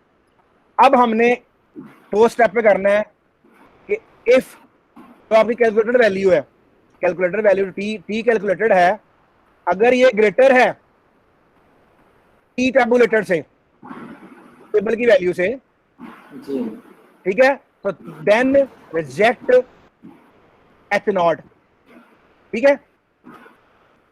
अब उसमें हमारे पास ये आ गया, अब हमारे पास वैल्यू कितनी आई है -2.27, ये बड़ी है सिर्फ 1.96 से। अब इसका मतलब है अगर हम 1% पे देखें लेवल ऑफ सिग्निफिकेंस पे, यहां पे आप देखें जहां मैंने बताया था वो थी 2.57, उससे छोटी थी और 1.96 से बड़ी थी, और ये हमने कहा कि ये रिजेक्ट H0 है, और H0 हमने कहा यहाँ पे यह लिया हुआ है कि बीटा इज इक्वल टू 0 है। बीटा इज इक्वल टू 0 को हमने जब रिजेक्ट कर दिया, इसका मतलब है ये वाला जो कोफिशिएंट है -0.2, ये क्या है, सिग्निफिकेंट है। अच्छा, ये तो वन वे हो गया। सेकंड वे होता है हम इसको प्रोबेबिलिटी वैल्यू से कंपेयर कर लेते हैं, ठीक हो गया। अब पी वैल्यू देखते हैं, अब आपके पास यहाँ पे मॉडल में आ जाए। अब ये पी वैल्यू है, अगर ये पी वैल्यू आपकी 0.1, अब आपने प्रोबेबिलिटी वैल्यू को कंपेयर करना है प्रोबेबिलिटी से। इसी हाइपोथेसिस को स्टेप को सारा स्टेप ऐसे करने हैं, पहला भी होगा, प्रोबेबिलिटी वैल्यू भी यही बताती है। अब आपने कंपेयर कर लेना है, कैसे करना है कंपेयर, अब आपने देखना है आपके पास 3 वैल्यूज हैं, कौन कौन सी है, 0.10, 0.10 ये आपकी 10% प्रोबेबिलिटी है, ठीक है। 0.05 ये आपकी 5% प्रोबेबिलिटी है। 0.01 ये आपकी 1% है। अब आपकी प्रोबेबिलिटी अगर 0.10 से ज्यादा है वो इनसिग्निफिकेंट है, अगर 0.10 से छोटी है और 0.05 से बड़ी है, इसका मतलब वो 10% पे सिग्निफिकेंट है। अगर वो वैल्यू 0.10 से बड़ी है, 0.5 से छोटी है, उसको हम कहेंगे वो 5% पे सिग्निफिकेंट है। अब आते हैं मॉडल की तरफ। मॉडल में देखें हमारी वैल्यू कितनी है, 0.03 है, ये कम है किससे, 0.05 से, इसका मतलब ये 5% पे सिग्निफिकेंट है। और टी टेस्ट भी हमें ये बता रहा है कि ये 5% में सिग्निफिकेंट है। तो ये दो तरीके हैं, जो दोनों तरीके सेम चीज बताते हैं। तो चाहे आप प्रोबेबिलिटी रूल फॉलो कर ले, चाहे आप जो टी रूल है उसको फॉलो कर लें, इट अप टू यू। ठीक है सर। अच्छा, इसमें सर एक और ये माइनस जो टी वैल्यू है, इसमें माइनस अगर आ जाता है इसलिए तो मैटर नहीं करता। माइनस बेसिकली यहाँ पे कोफिशिएंट की वैल्यू है, ये फार्मूला जो आपका कोफिशिएंट है, स्टैंडर्ड एरर जो आपका स्टैंडर्ड एरर वो तो पॉजिटिव आता है हमेशा। क्यों पॉजिटिव आता है, पहले वो एरर का वेरिएंस कैलकुलेट करता है, वेरिएंस कैलकुलेट करने के बाद उसका स्क्वायर रूट लेता है, जो स्क्वायर रूट लेता है तो वो स्टैंडर्ड एरर वो तो पॉजिटिव होता है। It all depend upon the causation of your beta, beta positive है नेगेटिव है, उसका साइन होता है, वो शो कर रहा होता है। टी वैल्यू इसको मैं और आसान जबान में जैसे हम स्टैट में पढ़ते हैं उसमें हम कहते हैं absolute value of critical value is greater than absolute value table value. वो हम अगर आपको याद हो तो हम ऐसे ब्रैकेट लिखते थे स्टैट में ना, ऐसे लिखते थे, मोड सीधी लाइनें होती थी वो, जी जी जी ऐसी बिल्कुल। मैं आपको लिख के बताता हूँ, शायद ऐसी करके होती थी, वैल्यू टी है और इसके बाद ऐसे करके होती थी जी, तो वो मोड होती थी। उसका मतलब ये होता है कि doesn't matter positive negative, it should be greater than to level of significance. सही है। तो ये आ गया। अब बैक टू अवर फिगर। ये फिगर आप देखें, ये आपको बता रही है कि रेसिडुअल हमने कैलकुलेट कर लिया। ये रेसिडुअल के बता रही है कि इसमें नेगेटिव कितने हैं, -1 कितना है, 0 और 1 के दरमियान कितना है, +1 के दरमियान कितना है। ये बेसिकली डेंसिटी बता रही है। अब डेंसिटी फंक्शन जो डिटेल में जाऊंगा, इट्स आल्सो लॉन्ग स्टोरी। इसमें बेसिक आसान बात में आपको ये बता देता हूँ, जो डेंसिटी फंक्शन होता है ये आपका डिस्ट्रीब्यूशन फंक्शन को एक्सप्लेन करता है। डिस्ट्रीब्यूशन फंक्शन क्या होता है कि आपका डेटा, आपका जो डिस्ट्रीब्यूशन है वो कैसे करता है। उसकी आसान एग्जांपल देते हैं आपको मैंने 10 टॉफीज दी हैं, मैंने कहा कि क्लास में डिस्ट्रीब्यूट कर दें, वो आप एक करके कर दें, दो करके कर दें, तो every frequency every next student आप डिस्ट्रीब्यूट कर रहे हैं, वो जो उसकी वैल्यू डिस्ट्रीब्यूट की वैल्यू बनेगी वो डिस्ट्रीब्यूशन हो जाएगा। सेम लाइकली अगर आपके पास कोई भी वेरिएबल है, कोई भी फंक्शनल फॉर्म है, उसकी जो वैल्यूज आएंगी इनपुट आउटपुट की, वो उसकी डिस्ट्रीब्यूशन बन जाती है और वो उसकी डेंसिटी को रिप्रेजेंट करती है। तो ये जस्ट लाइक मैंने आपको बताने की कोशिश की कि आप देखें एरर पॉजिटिव भी है नेगेटिव है, that's why we make a histogram. Histogram basically अभी हेल्प आउट करती है कि आपका डाटा जो नॉर्मल है, पॉजिटिव वैल्यू मीन वैल्यूज के आगे पीछे है या नहीं है। Then next we have a, इसके बाद हमारे पास आता है कि आपने देखना है आगे इश्यूज आ गए हैं। यहाँ तक तो मैंने आपको सिर्फ जनरल बताया है। अब नेक्स्ट हम शुरू करने वाले हैं, उसमें हम शुरू करने वाले हैं जो आपको पढ़ा था CLRM, क्लासिकल रिग्रेशन मॉडल, उसकी जो assumption को डिस्कस करने लगे हम। अब जो हमने उसकी assumption पढ़ी थी उसको डिस्कस करने लगे हैं। उसमें सबसे पहले जो हम assumption डिस्कस करने लगे हैं वो डर्बन वास्टन जो बेसिकली क्या है, ऑटो कोरिलेशन। आपको मैंने जब पढ़ाया था मैंने बताया था कि जब आपकी एरर जो है वो अल्टीमेटली क्या करती हैं, आपस में कोरिलेट करती हैं। उसमें क्या बताया था, आज की एरर जो है पिछले साल की एरर से और उससे अगले पिछले साल की एरर उससे पिछले साल के आपस में कोरिलेट करती हैं, उनका कोरिलेशन होता है, उसको हम कहते हैं ऑटो कोरिलेशन है। अब उसको डिस्कस करने के लिए हम पहले रन करेंगे रिग्रेशन लाइन। ये हमने रिग्रेशन लाइन रन कर ली। रिग्रेशन लाइन रन करने के बाद अगर हम यहाँ पे लिखेंगे हमें इस मॉडल का डर्बन वास्टन कैलकुलेट करके दो। डर्बन वास्टन कैलकुलेट करने का मतलब ये है कि वो हम करेंगे एस्टिमेट डर्बन वास्टन। डर्बन वास्टन जब एस्टिमेट करेंगे वो हमें बताएगा इस मॉडल के जो ऑटो कोरिलेशन है कि नहीं है। हमने डर्बन वास्टन कैलकुलेट किया, उसकी वैल्यू आई 0.73। अगर आप बुक पढ़ेंगे तो उसमें अंदर नजर होगा इसकी वैल्यू होती है +-2 के दरमियान। अब ये वैल्यू तो बहुत कम है, इसका मतलब है there is auto correlation problem. अब और ऑटो कोरिलेशन प्रॉब्लम यहाँ पे है, इसको रिमूव कैसे कर सकते हैं, उसके तरीके रेमेडीज हैं। उसके लिए अगर आप इकोनोमेट्रिक्स का चैप्टर 5 या 6 पढ़ेंगे जिसमें हम बताते हैं ऑटो कोरिलेशन का चैप्टर, उसका नाम टाइटल है बेसिक गुजराती का, उसके अंदर हम पढ़ते हैं पहले डिटेक्शन ऑफ ऑटो कोरिलेशन।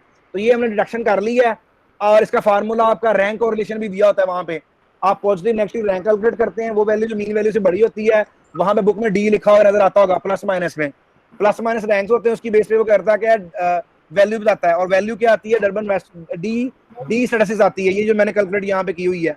अब ये वैल्यू जो आपको बता रही है 0.73, ये इसका मतलब है कि कोरिलेशन का प्रॉब्लम है।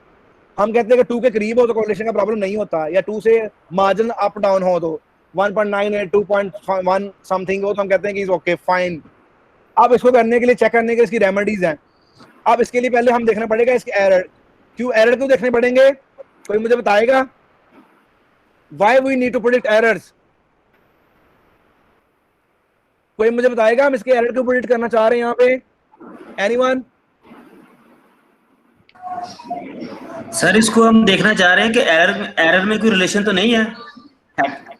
अच्छा, जो एरर है, एरर y-y है, एरर टर्म्स है, उसके दरमियान कोई हेटेरो रिलेशनशिप तो नहीं है, एरर के दरमियान कोई रिलेशनशिप तो नहीं है।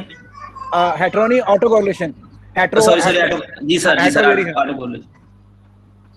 अच्छा, ये बिल्कुल आप सही कह रहे हैं, अफसर साहब ने बताया, इन्होंने बताया कि हम देखना चाह रहे हैं एरर। अब बेसिकली क्योंकि ऑटो कोरिलेशन प्रॉब्लम ही एरर का है, तो हम एरर को प्रेडिक्ट करेंगे ना। अब मैं कहता हूँ प्रेडिक्ट करके दो, उसने प्रेडिक्ट कर दिए, लेकिन आपको शो नहीं होंगे। शो करने के लिए आप करेंगे BR, ब्राउज करेंगे, आपको देखेंगे यहाँ पे UT वेरिएबल बन गया। अच्छा, मैंने इसको ई का नाम इसलिए नहीं दिया, पहले मैंने ई वेरिएबल डिफाइन किया हुआ था एरर। अब ये वाला UT जो है इस रिग्रेशन के एरर आ चुके हैं जो प्रेडिक्ट कर दिए मैंने, ये पॉजिटिव भी है नेगेटिव भी है। अब ये जब मैंने प्रेडिक्ट करवा लिया, प्रेडिक्ट करवाने के बाद मैंने देखना है कि इसका हिस्टोग्राम बनाऊंगा और इसको मैं देखूंगा कि हिस्टोग्राम बनाऊंगा तो अल्टीमेटली क्या आ जाएगा मेरे पास, इसका जो ग्राफ बन जाएगा जो मैंने पहले बनाया था मैं वो छोड़ रहा हूँ, उसके अंदर हमें डिस्ट्रीब्यूशन पॉजिटिव नेगेटिव वैल्यू पर चल देंगी। लेकिन अब हमने यहाँ पे क्या करना है, रिग्रेशन रन करनी है, और रिग्रेशन का वो क्या रन करनी है, रिग्रेशन UT एरर और उसको उसके लैग के ऊपर। अब इसको लैग पे क्यों रन करना है बताता हूँ आपको। जब आप रिग्रेशन को रन करते हैं, रन करने के बाद देखते हैं कि पिछले साल, उसको हम कहते हैं L। जब भी आपने कभी भी इसके अंदर लैग वैल्यू बतानी है तो उसको हम कहते हैं L डॉट वेरिएबल का नाम लिखेंगे, वो लैग हो जाएगा। अब ये जो मैंने रिग्रेशन रन की है, ये रन की है मैंने किसके ऊपर, एरर को उसके पिछले साल के एरर पे मैंने रन किया है। वो क्या है, वो वहां पे आपके पास गिवन क्या है, वो आपके पास गिवन है कि आपके पास 0.613 है। 0.613 क्या है, उसका कोफिशिएंट आया पिछले साल का, और ये सिग्निफिकेंट है। सिग्निफिकेंट क्यों है, 4.65 वैल्यूज की है। इसका मतलब ये कि पिछले साल के जो एरर्स हैं करंट ईयर के एरर को अफेक्ट करते हैं। अब हमने इसका सोल्यूशन निकालना है। सोल्यूशन निकालने के लिए हम क्या करेंगे, अल्टीमेटली उसके अंदर क्या करेंगे, हम डिफरेंट मेथडोलॉजी यूज करेंगे। जैसे यहाँ पे मैं 2 बता रहा हूँ आपको, ये दोनों जो है इसको टैकल करती हैं डर्बन इसको ऑटो कोरिलेशन को। ये मैं टेक्स्ट में डाल रहा हूँ ताकि आपको पहले बता लूँ। इसमें पहली जो है वो होती है प्रेसिस रिग्रेशन। ये होती है, ये लीनियर पैरामीटर होती है। इसकी ये बेसिकली क्या होती है, जनरलाइज मेथड ऑफ, अगर आपने वो जब बुक पढ़े उसमें कहते हैं कि वेटेड एवरेज कर लेते हैं, वेटेड एवरेज करने के बाद उसको जनरलाइज कर लेते हैं, मतलब डिवाइड कर लेते हैं, डिवाइड करने के बाद उनको सॉल्व कर लेते हैं। ये अगर आप इकोनोमेट्रिक्स की बुक में पढ़े उसमें लिखते हैं 1 W1 W2 वेट निकाल लेते हैं, वेट निकालने के बाद उसे डिवाइड कर लेते हैं। तो ये वाली मेथड इसके ऊपर है। और ये हमें बताता है कि एरर जो है वो कोरिलेटेड है। स्पेसिफिकली इसमें एरर क्या होते हैं, हम फर्स्ट ऑर्डर कोरिलेशन के लिए आते हैं। फर्स्ट ऑर्डर मतलब AR1 auto regressive 1 first lag, और सेकंड नंबर पे ये जब ये बेस करती है क्या, जो प्रेजेस विंस्टन और ऑर्केटिक जो कॉन्क्रीट ऑर्केटिक रिग्रेशन है, ये बताती है कैसे कैलकुलेट करते हैं इसको, सॉल्व कैसे करते हैं। ये करता है कि वेट निकालता है, वेट निकालने के बाद डिवाइड करता है, डिवाइड निकालने के बाद रिग्रेशन को रीएस्टिमेट करता है और डर्बन वासन की वैल्यू को इंप्रूव करता है, और मतलब ऑटो कोरिलेशन को रिमूव करता है। अब उसके लिए जब भी आप डर्बन वासन रन करना है, दोबारा से आपने सेट करना पड़ेगा ईयर्स को, क्योंकि जब आप डर्बन वासन रन करते हैं तो आपने हमेशा उसके जब भी रन करना है दोबारा आपने उसको टाइम बताना है, क्योंकि ये प्रॉब्लम आपका वो टाइम है विद रिस्पेक्ट टू एरर्स है, इसलिए आपने टाइम सेट करना है। टाइम सेट करने के बाद आप अल्टीमेटली क्या करेंगे, और बाकी सारा कुछ वैसे ही होगा, जस्ट आप लिखेंगे, कमांड बताएंगे उसको, कमांड बताने के बाद वो मेथड आपका अल्टीमेटली सारा खुद ही वेट कैलकुलेट करेगा, सारा कुछ खुद करेगा, एंड आफ्टर दैट वो आइटरेट करेगा। आइटरेशन के बाद आपको AR1 है, AR1 के बाद उसने देखो आपकी जो पहली वैल्यू थी वो थी ये वाली, ये आपको नजर आ रही होगी, ये मैंने हाईलाइट किया 0.17। उसने वेट लिया, वेट लेने के बाद उसने आइटरेट करवाया। आइटरेट करवाने का मतलब है सोल्यूशन बार बार लिया। पहली दफा रो वैल्यू 0.0 रखी, रो वैल्यू ये उसका वेट है, उसके बाद 0.9 0.92 93 इसको दोबारा आइटरेट करवाया, उतनी दफा वेट एस्टिमेट किया, वेट एस्टिमेट करने के बाद डिवाइड किया, दोबारा रिग्रेशन रन की, एंड फाइनली आफ्टर 18 इटरेशन उसके बाद इसने मॉडल एस्टिमेट किया। उसके बाद यहाँ पे देखो डर्बन वासन की वैल्यू 0.17 से लेकर 2.14 हो गई है। इट्स क्वाइट एक्सेप्टेबल, यानी कि अराउंड 2 है, और आपका ऑटो कोरिलेशन का प्रॉब्लम नहीं है। Still now we have a positive correlation, लेकिन यहाँ पे 2 के क्लोज है तो हम कहते हैं इट्स फाइन। तो ये क्या हमने क्या किया, पहले हमने ऑटो कोरिलेशन प्रॉब्लम को डिटेक्ट किया, उसके बाद हमने उसको टैकल किया, टैकल करने के बाद हमने ऑटो कोरिलेशन को रिमूव किया, और ये हमारे पास जो है फाइनल वैल्यू है इस मॉडल के अंदर। और यहाँ तक तो था आपका ये डर्बन वासन। उसके अलावा इसका एक और टेस्ट होता है, और वो टेस्ट है वो भी इससे मिलता जुलता ही है, लेकिन उसके अंदर सिर्फ क्या होता है, वो क्या करता है, इनका डिफरेंस ले लेता है। ये जो पहला मेथड मैंने बताया था आपको ऑर्किड का, इसमें क्या होता है, इसमें आप वेट निकालते हो, लेकिन ये वाला जो मेथड है ये बेसिकली फर्स्ट डिफरेंस मेथड है विद रिस्पेक्ट टू रो। अब यहाँ पे मैंने लिखा है YT माइनस पी, ये पी नहीं है, रो है, जो ऊपर रो नहीं आ रहा आइट्रेशन वाला, ये रो वो है, alpha A minus 1 minus P plus B XT minus P multiply by lag. अब वो कर क्या रहा है, लैग वैल्यू के साथ रो की वैल्यू को आइटरेट करवा रहा है, डिपेंडेंट वेरिएबल के साथ, इंडिपेंडेंट वेरिएबल के साथ, ये करता है। लेकिन पहले वाला वेट असाइन करता है, और दूसरे वाला ये वाला क्या करता है, डिफरेंस क्रिएट करता है। अब इसकी रिलेशन भी सिंपल है, सेम ऐसे ही है, बस इसमें उसकी कमांड चेंज है, and then you need to HLU, और उसके बाद आप एस्टिमेट करेंगे। एस्टिमेट करने के बाद जब आप उसको रन करेंगे, और वो भी आपको आइटरेट करवाने के बाद ये देखें, ये भी आपको 0.14 दे रहा है। अब ये दोनों मेथड मिलते जुलते हैं, क्यों, वजह क्या है, दोनों जो है वो रो वेट सेम यूज करते हैं। वो वेट यूज करता है डिवाइड करने के लिए, ये वेट यूज करता है मल्टीप्लाई करने के लिए लैग के लिए। तो ये दोनों में difference more less similar methods है, और ये हमें ऑटो कोरिलेशन को रिमूव करने का बताते हैं। अच्छा, यहाँ तक तो ऑटो कोरिलेशन था। अगर कोई क्वेश्चन है तो मुझसे पूछ सकते हैं, then I need to move toward.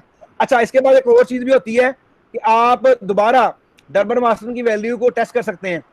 ये तो हम वैल्यू कर निकाल रहे थे ना, हमने सिर्फ वैल्यू निकाल रहे हैं, वैल्यू रिग्रेशन, मैंने दोबारा रिग्रेशन रन किया है, रिग्रेशन रन करने के बाद मैंने उसका डर्बन वासन की वैल्यू दोबारा एस्टिमेट की है।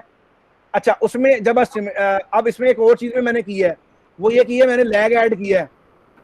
पहले मैंने सिंपल रिग्रेशन रन की थी, CO2 है, उसके बाद GDP कैपिटा है, और उसके बाद उसके अंदर लैग रन करना है।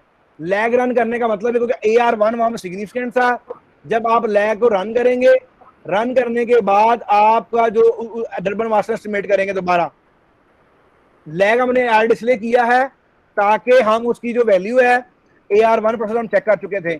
अब हमने इसको लैग से रन कर लिया, रन करने के बाद हम इसका जो डर्बन वासन होगा उसको हम रीएस्टिमेट करेंगे।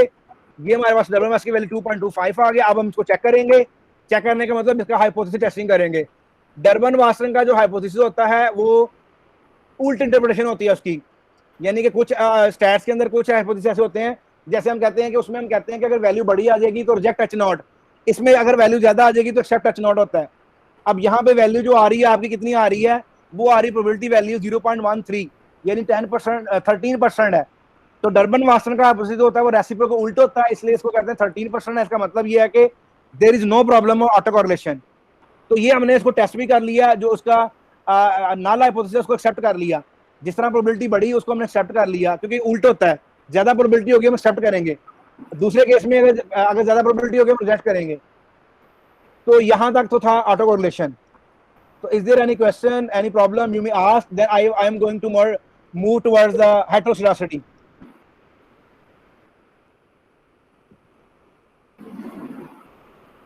जी सर। उसके बाद इसमें नेक्स्ट इसमें एक और टेस्ट होता है ब्रॉड फेड का। ये लैग बताता है हर लैग के ऊपर, मतलब पहले मैंने एक लैग लिया था, ये बताता है आपको ऑटो कोरिलेशन के लिए आप एक से ज्यादा लैग ले सकते हैं कि नहीं ले सकते। तो ये भी एक मेथड होता है जो बताता है आपको कि आप डिफरेंट लैग्स को यूज कर सकते हैं, कुछ सिग्निफिकेंट हो गए, कुछ इनसिग्निफिकेंट हो गए। जैसे यहाँ पे देखें लैग 3 जो है वो इनसिग्निफिकेंट है, लैग जो आपके पास लैग 1 और 2 जो इनसिग्निफिकेंट है, लैग 3 जो है सिग्निफिकेंट है, लैग 4 सिग्निफिकेंट है। तो ये आपका बेसिकली टॉपिक था ऑटो कोरिलेशन। एंड उसके बाद हमारे पास जो आता है लिंक टेस्ट। अच्छा, लिंक टेस्ट बेसिकली क्या होता है, ये हमें बताता है कि आपने फंक्शनल फॉर्म चेक करनी है आपकी सही है नहीं सही है।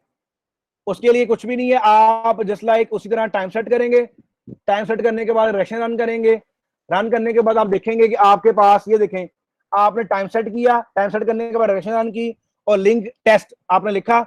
अब लिंक टेस्ट की जो इंटरप्रिटेशन होती है वो क्या होती है कि आपका एच हैड और एच हैड स्क्वायर, ये एच हैड पॉजिटिव और सिग्निफिकेंट हो, एच हैड नेगेटिव और सिग्निफिकेंट हो, तो आपकी फंक्शन फॉर्म ठीक होती है। लेकिन इस केस के अंदर आपके फंक्शन फॉर्म क्या है, वो ठीक नहीं है। इस केस में आपकी फंक्शन फॉर्म ठीक नहीं है, मे बी बिकॉज मैं इसमें जीडीपी का पर कैपिटा यूज कर रहा हूँ, कार्बन एमिशन यूज कर रहा हूँ, इनका लीनियर रिलेशनशिप नहीं है, इनमें नॉन लीनियर रिलेशनशिप है। तो लिंक टेस्ट जो है बताता है आपको कि फंक्शन फॉर्म ठीक है या नहीं ठीक है। उसके बाद सॉरी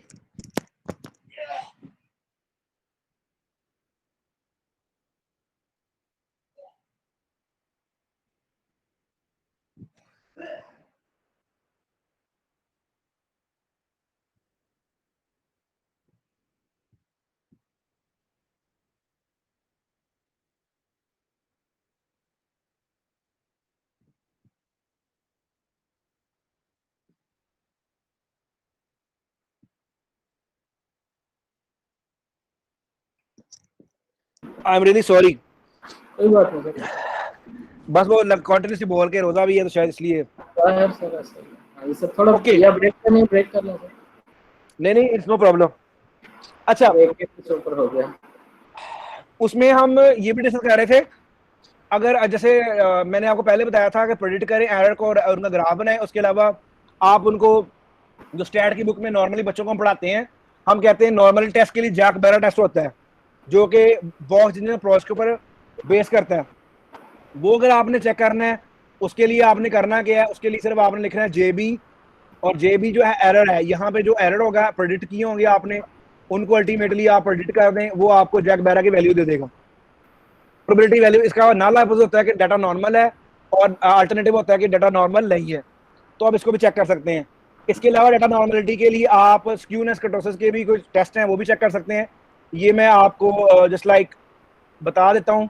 ये एडिशनल टेस्ट होते हैं, इसे लगाते क्यों हैं? सम टाइम ऐसा होता है कि आप बहुत सारे एनालिसिस कर रहे होते हैं, काम कर रहे होते हैं, लेकिन आपके जो रिजल्ट्स हैं वो ठीक नहीं आ रहे होते, तो उसके लिए फिर आपको करना क्या पड़ता है, आप डाटा की नॉर्मल डिस्ट्रीब्यूशन को देखना पड़ता है, क्योंकि नॉर्मली जो OLS है इसके 2 पैरामीटर है, मीन एंड वेरिएंस। मीन 0 होता है, वेरिएंस 1 होता है। और उस केस के अंदर आपके पास क्या होता है, आप करते क्या हो, आप डाटा को नॉर्मल होना जरूरी है। जैसे हमने कहा था पहली assumption के अंदर CLRM के बाद data is normal, there are 2 parameter of population, one is mean, other is the variance. उसे अगर आपने वो ऐसे पढ़ा होगा भी, जब किताबों के अंदर हम पढ़ते हैं वहां पे लिखा होता है n, उसके बाद ब्रैकेट लिखी होती है, 0 लिखा होता है, कॉमा 1 लिखा होता है, तो उसका मतलब ये होता है नॉर्मल डिस्ट्रीब्यूशन होता है। उसका मतलब यहाँ पे आपके पास 0 1 है, 0 मीन है, 1 जो आपका वेरिएंस है। और उसके बाद जो आपका जैसे ये मैंने ग्राफ बनाया, ये देखें, ये ग्राफ जो है नॉर्मली बेल शेप ग्राफ बनाते हैं, देखते हैं। अब यहाँ पे देखने यहाँ अंदाजा हो रहा है कि आपके पास कुछ एक ऐसी वैल्यूज हैं जो कि आपकी नॉर्मल डिस्ट्रीब्यूशन से बाहर हैं, जो आपकी नॉर्मल डिस्ट्रीब्यूशन को फॉलो नहीं कर रही।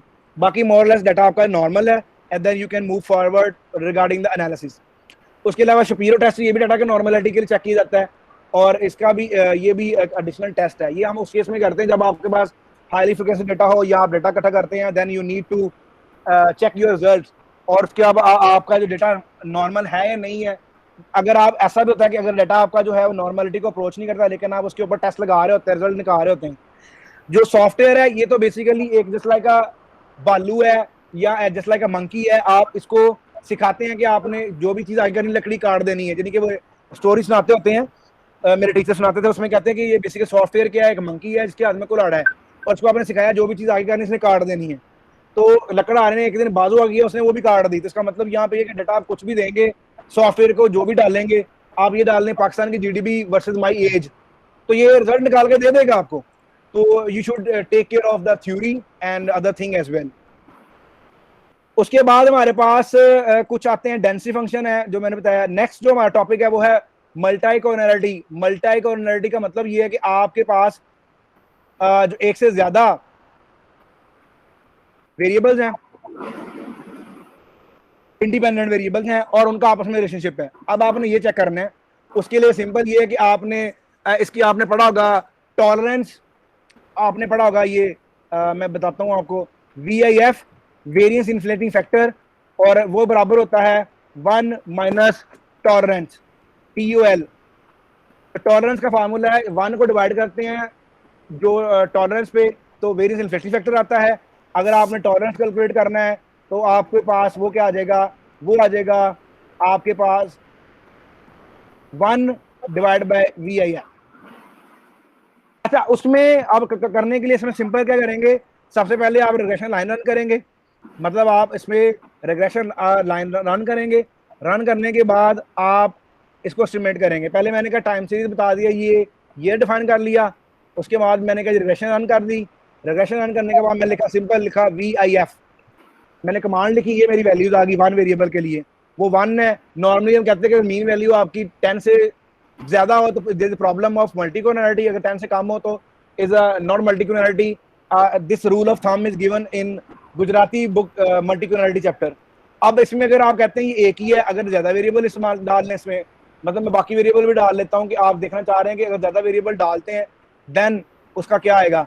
अब मैंने ज्यादा वेरिएबल ऐड कर लिए, उसके बाद फिर मैंने क्या किया, VIF दिया, और ये देखें अब उस ज्यादा वेरिएबल के लिए हर वेरिएबल के लिए उसने वेरिएंस इन्फ्लेक्शन फैक्टर निकाल दिया, और VIF जो है टॉलरेंस भी निकाल दी, और उसकी वैल्यू 1.02 है। इसका मतलब there is no problem of multicollinearity in the given model. तो अगर मल्टीकोऑर्डिनेलिटी हो, तो अगर हो आपको फिर देखना है कुछ वेरिएबल ऐसे होंगे जो बिल्कुल एग्जैक्ट होते हैं। जैसे मैं आपको एग्जांपल देता हूँ, आप मुझे बताइएगा कि इसमें मल्टीकोऑर्डिनेलिटी प्रॉब्लम होगा कि नहीं होगा। जैसे आपकी जो है मिसाल के तौर पर आपकी कंजप्शन, जो कंजप्शन है वो फंक्शन है किसका है, आपकी सैलरी का, ठीक हो गया। उसके अलावा आपके टेस्ट का, उसके अलावा आपकी लोकेशन का, और उसके अलावा आपकी वेल्थ का। तो बता सकता है कि इसमें कौन सा वेरिएबल है जो आपस में कोरिलेट कर रहे हैं, कोई वेरिएबल हो आपके ख्याल में? सर सैलरी और वेल्थ। एग्जैक्टली, जो सैलरी और वेल्थ है ये बेसिकली दोनों एक ही है, because salary is a part of wealth. बात समझ आ गई? अब इसका मतलब है कि जैसे सैलरी इंक्रीज होगी वैसे वैसे वेल्थ इंक्रीज होगी। इसका मतलब है कि जो कोरिलेशन कोवेरिएंस है दोनों का दरमियान में, सैलरी और वेल्थ से वो जीरो नहीं है। तो अगर ऐसा है तो there is a problem of मल्टीकोऑर्डिनेलिटी।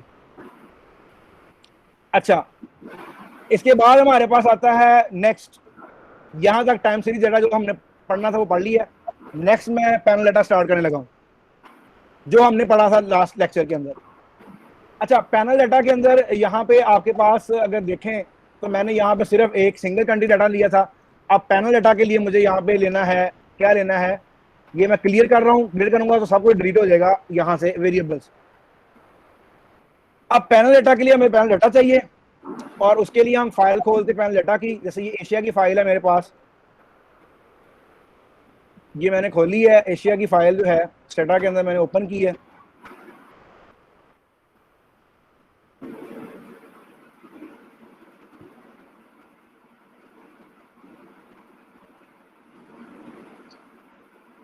अब ये मैंने क्लिक किया, वो ऑटो पे खोल दी।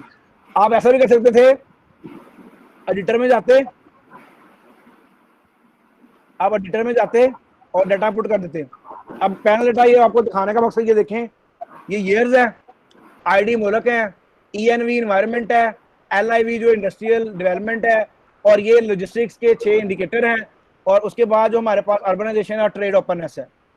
अब ये जो वैल्यूज आपके पास गिवन है, मैंने रैंडम डाटा को उठाया बनाया है वहां से, WDI से, डिफरेंट कंट्रीज का, ठीक है, एशिया के कंट्रीज उनको मैंने रैंडमली उठा लिया वहां से और मैंने आपके लिए बनाया।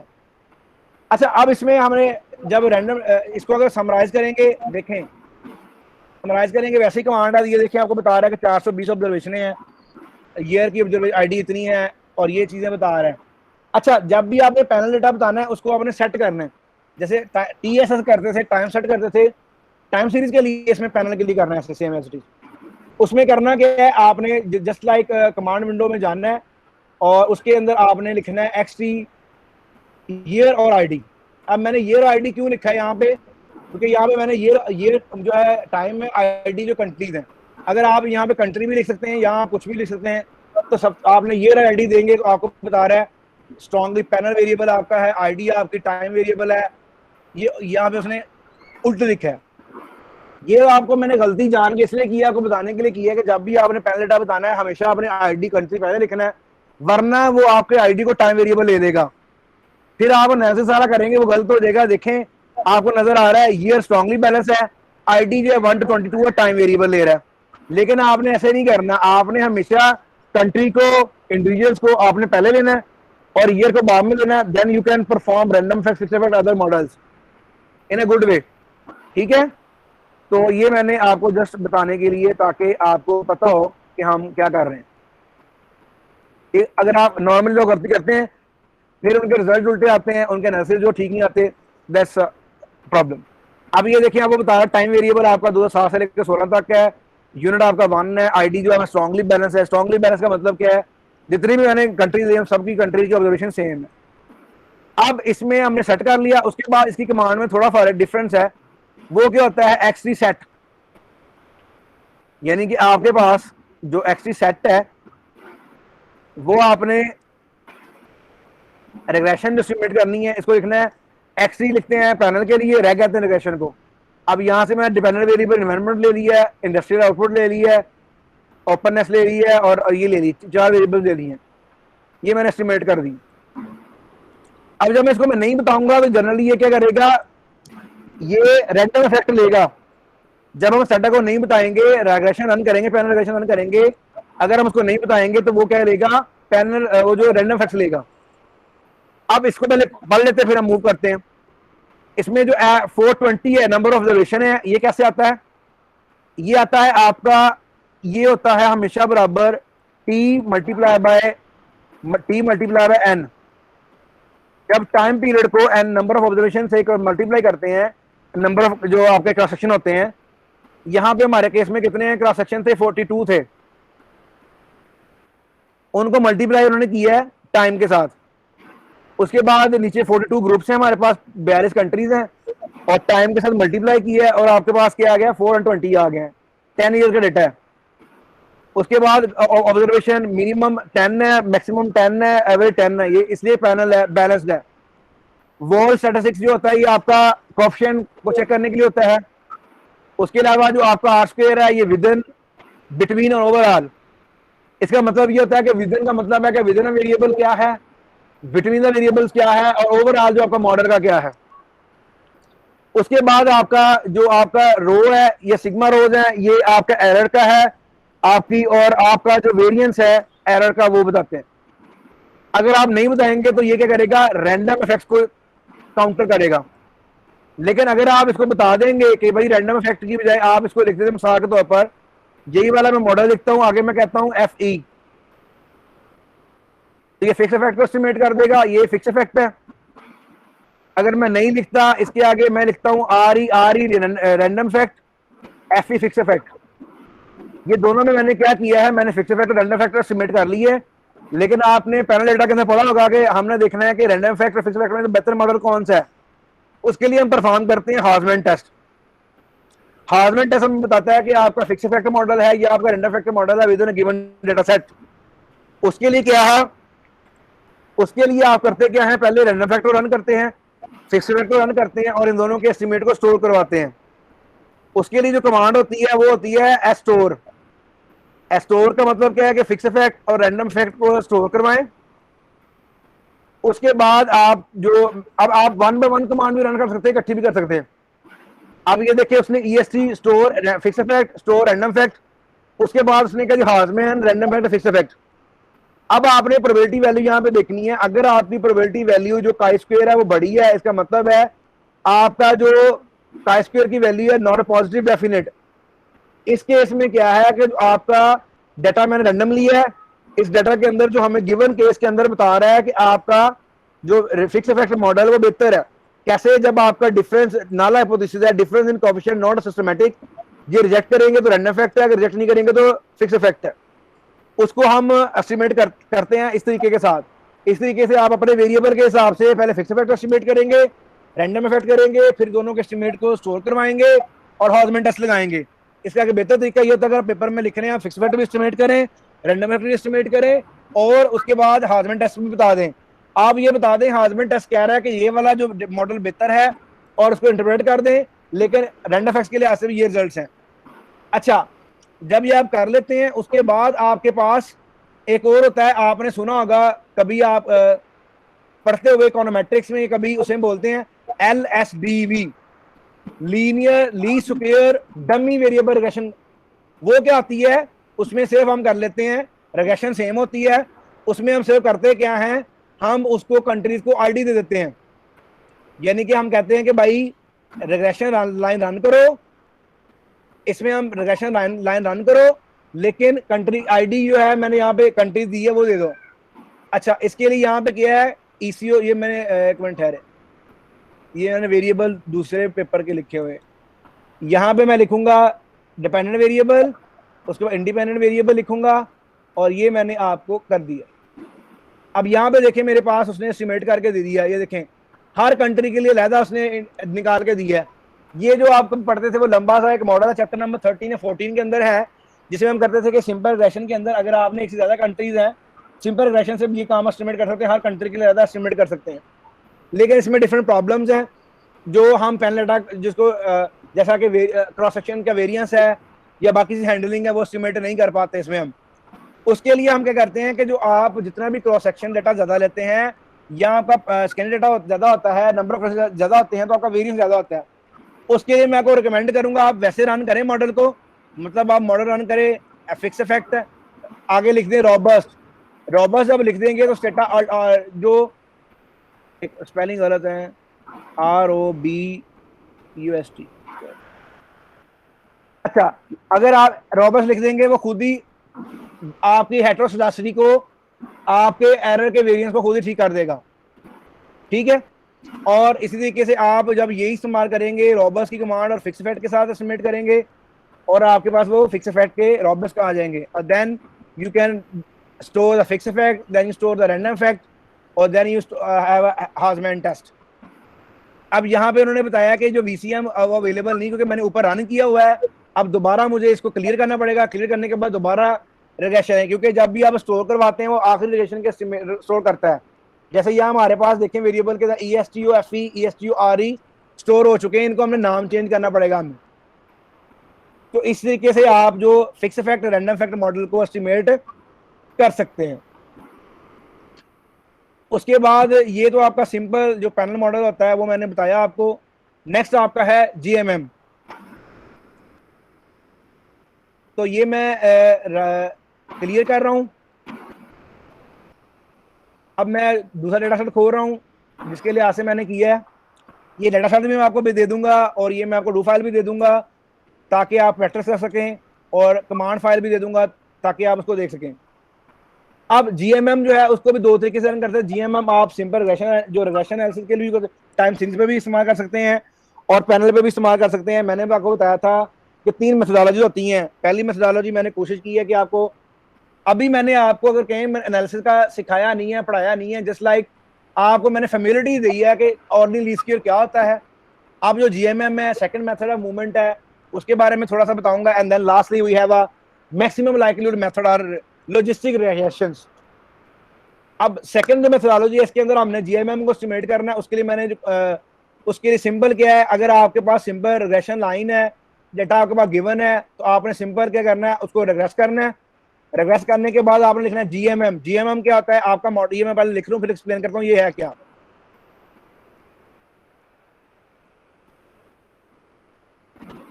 अच्छा, यहाँ पे देखें, ये मैंने क्वेश्चन लिखी है। जीएमएम होता है GMM, Y is the dependent variable, FIF ये आपका जो मैं डेटा बनाया था, इसमें लेबर फोर्स, कार्बन फुटप्रिंट्स है। एल जो एफ है लेबर फोर्स है। ईसीओ इकोनॉमिक डेवलपमेंट है।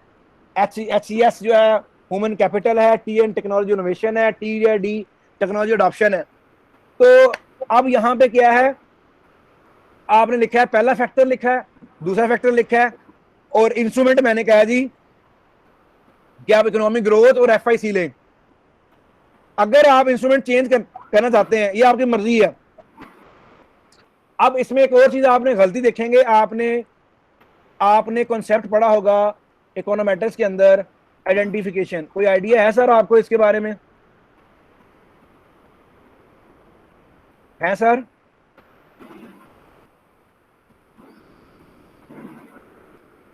किसी को आइडिया है? ये जो मैं लिखे हैं identification, exact identification, over identification, का आइडिया है सर?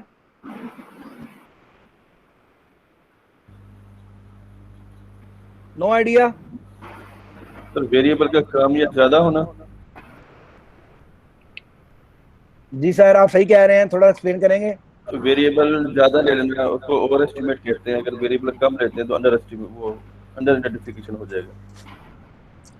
ये बेसिकली प्रॉब्लम है इन डिटेल। मैं आपको सिर्फ शॉर्ट में बताता हूँ, जैसे इन सर ने बताया। इसमें हम ये कहते हैं कि अगर आपके नंबर ऑफ पैरामीटर जो आप एस्टिमेट कर रहे हैं वो ज्यादा आपकी नंबर ऑफ ऑब्जर्वेशन से, या आप उसको हमको अगर बराबर हो या उससे कम हो, अगर आपके बराबर है, एग्जैक्टली आइडेंटिफाइड है, मतलब यहाँ पे अगर देखें ये आपको दिखाना है, ये देखें, वो कह रहा है कि मॉडल इज एग्जैक्टली आइडेंटिफाइड है। क्यों?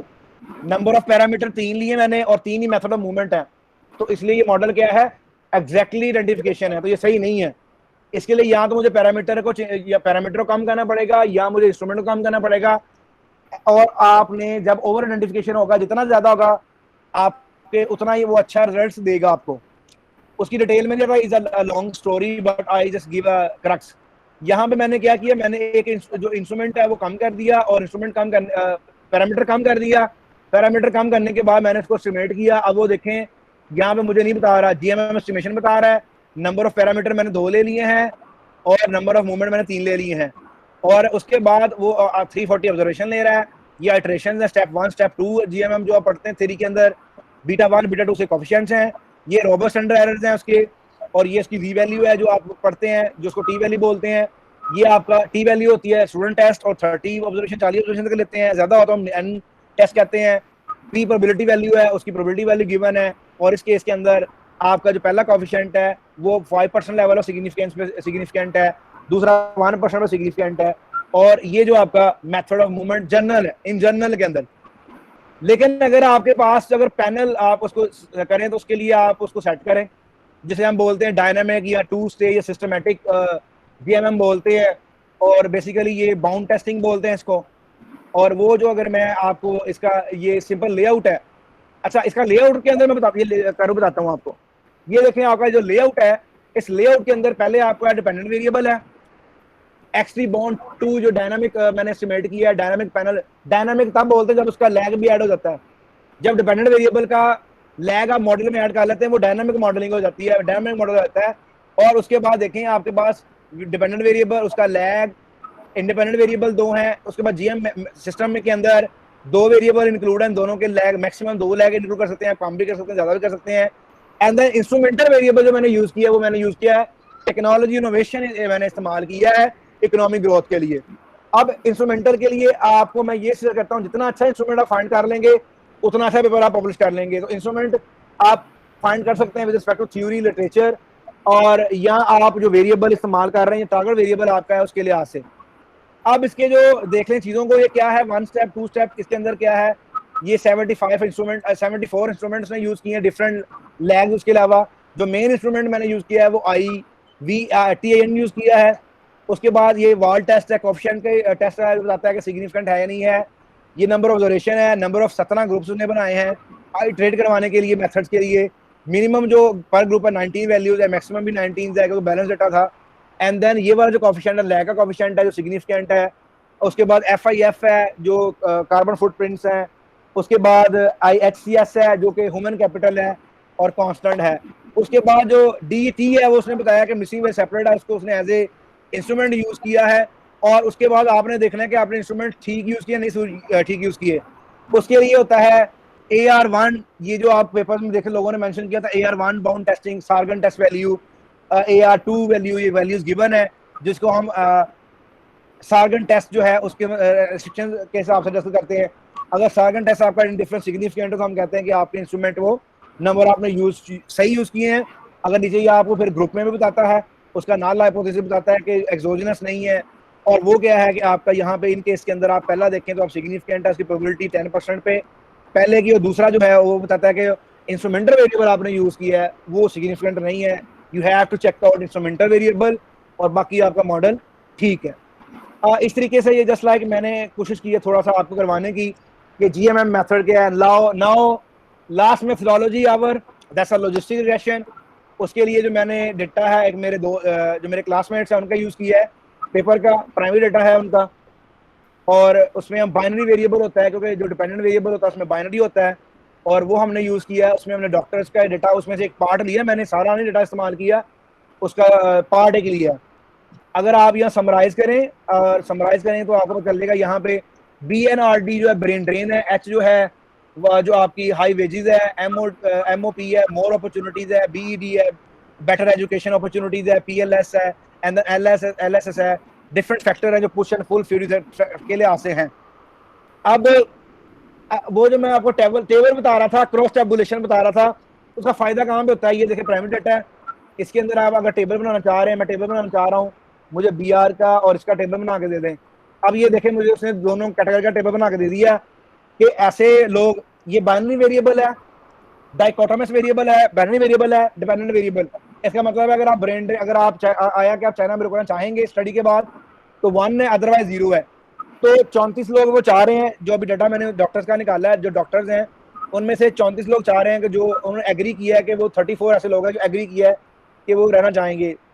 44 ने डिसएग्री किया है, स्ट्रांगली डिसएग्री किया है। जो 1 है स्ट्रांगली डिसएग्री है, 2 डिसएग्री है, और 3 न्यूट्रल है, 4 जो है एग्री है, 5 हाईली एग्री है।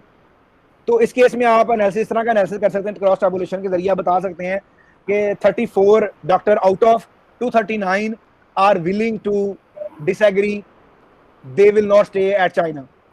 ठीक है, इस तरीके के साथ आप इसको इंटरप्रिटेशन और भी कर सकते हैं। जैसे नीचे वाले की इंटरप्रिटेशन करें, 37 doctors are strongly disagree, they will left China.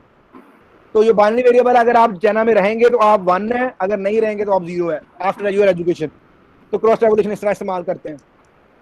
अब आते हैं लॉजिस्टिक। अब यहाँ पे देखिए हमारे पास एक क्रॉस सेक्शन डाटा है, इसमें मुझे बताने की जरूरत नहीं, सेटा को टाइम सीरीज है, ये पैनल है, उसको पता है क्रॉस सेक्शन डाटा है। जब भी आप नहीं बताएंगे उसको वो क्रॉस सेक्शन डाटा लेगा। इसका सिंपल होता है, अगर मैं इसमें पुश फैक्टर है, दोनों के लिए मैं लेता हूँ। जैसे मैंने कहा कि अगर इसमें 2 मेथड होते हैं, लॉजिड प्रोबेड है, दोनों में प्रोबेबिलिटी वैल्यू में डिफरेंस है, LOG लॉजिड, और उसके बाद आगे डिपेंडेंट वेरिएबल है और सिमेट करेंगे। ये आपकी लॉजिस्टिक रिग्रेशन है जो 3 आइटरेशन के बाद की है। ये आपकी नंबर ऑफ ऑब्जर्वेशन है, ये आपका काई स्क्वायर ऑफ मॉडल का है, LR है, लॉजिस्टिक रिग्रेशन में मैक्सिमम लाइक्लीहुड होता है, और ये इसकी प्रोबेबिलिटी वैल्यू है।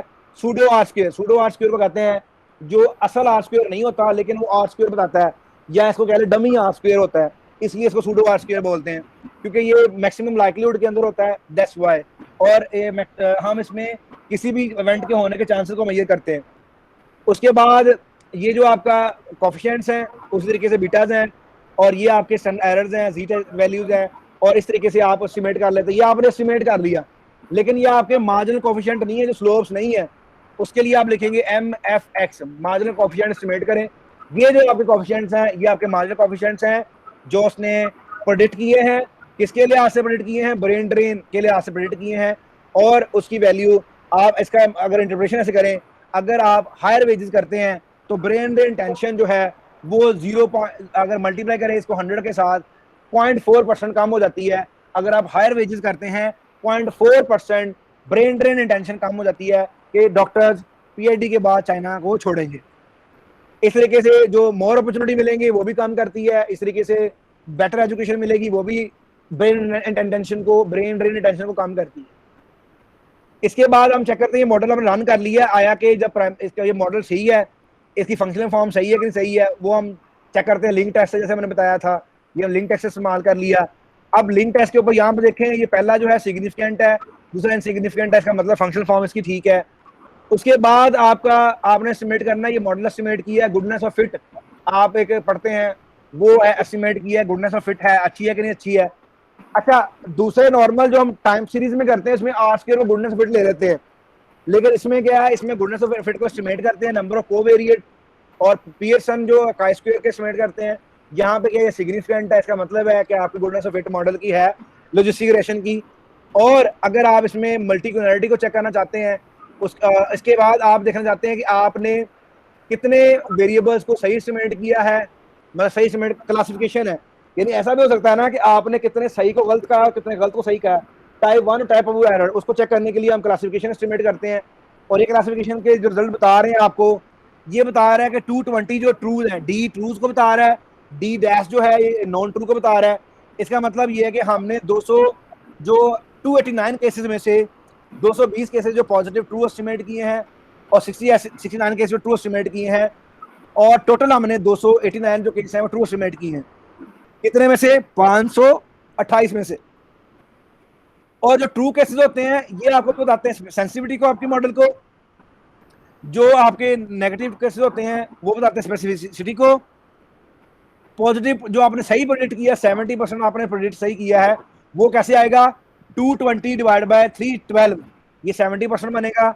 69 डिवाइड बाय 147, ये आपका 68% बनेगा।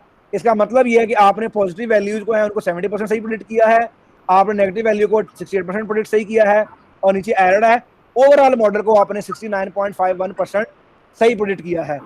अब अगर हमने इसको ग्राफ पे देखना है कि आया कि जो इसका ग्राफ कैसे बनता है इसकी चीज का, उसके लिए हम करते क्या हैं, उसके लिए हम करते हैं कि इसका लेंथ एस्टिमेट करें L, तो ये आपको एस्टिमेट करके देगा।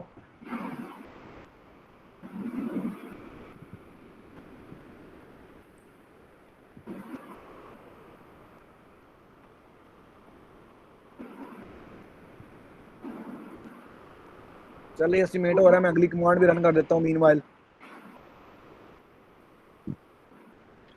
उसके अलावा एक होती है ROC, आपने सुना होगा ऑपरेटिंग लर्निंग कर्व, उसको बोलते हैं ROC को। ये ऐसी होती है, आपने सेंसिटिविटी वर्सेस स्पेसिफिसिटी, और अंडर जो ROC होता है और ये एरिया अंडर कर्व होता है 0.7% आपने मॉडल को प्रेडिक्ट सही किया है, ये आपका ग्राफिकल से बता रहा है। और अगर आपने जो दोनों स्पेसिफिसिटी और उसको एस्टिमेट करना है, ये इसकी वैल्यू भी दे रहा है, और उसके लिए आप ये LNS एस्टिमेट कर सकते हैं।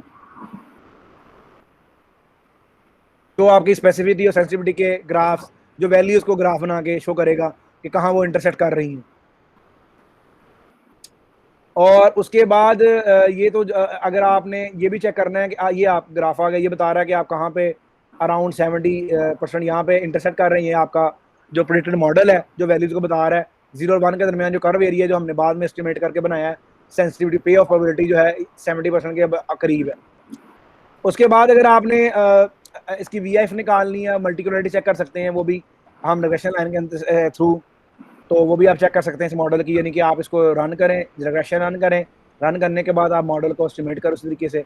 और ये हम सिर्फ करते हैं VIF के लिए करते हैं, ऐसे नॉर्मली जो बाकी चीज़ें हमने एस्टिमेट कर चुके हैं।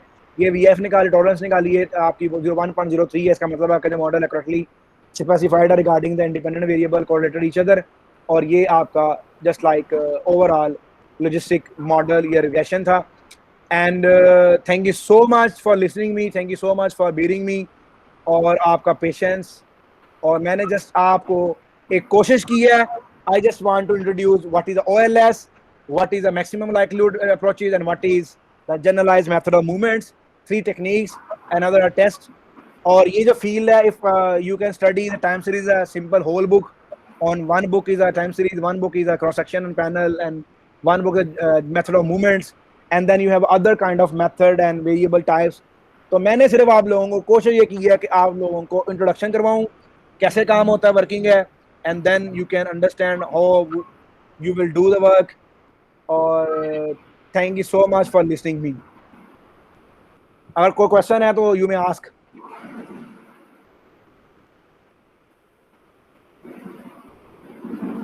अस्सलाम वालेकुम सर। वालेकुम सलाम सर, मैं अब्दुल करीम PhD स्कॉलर हूँ।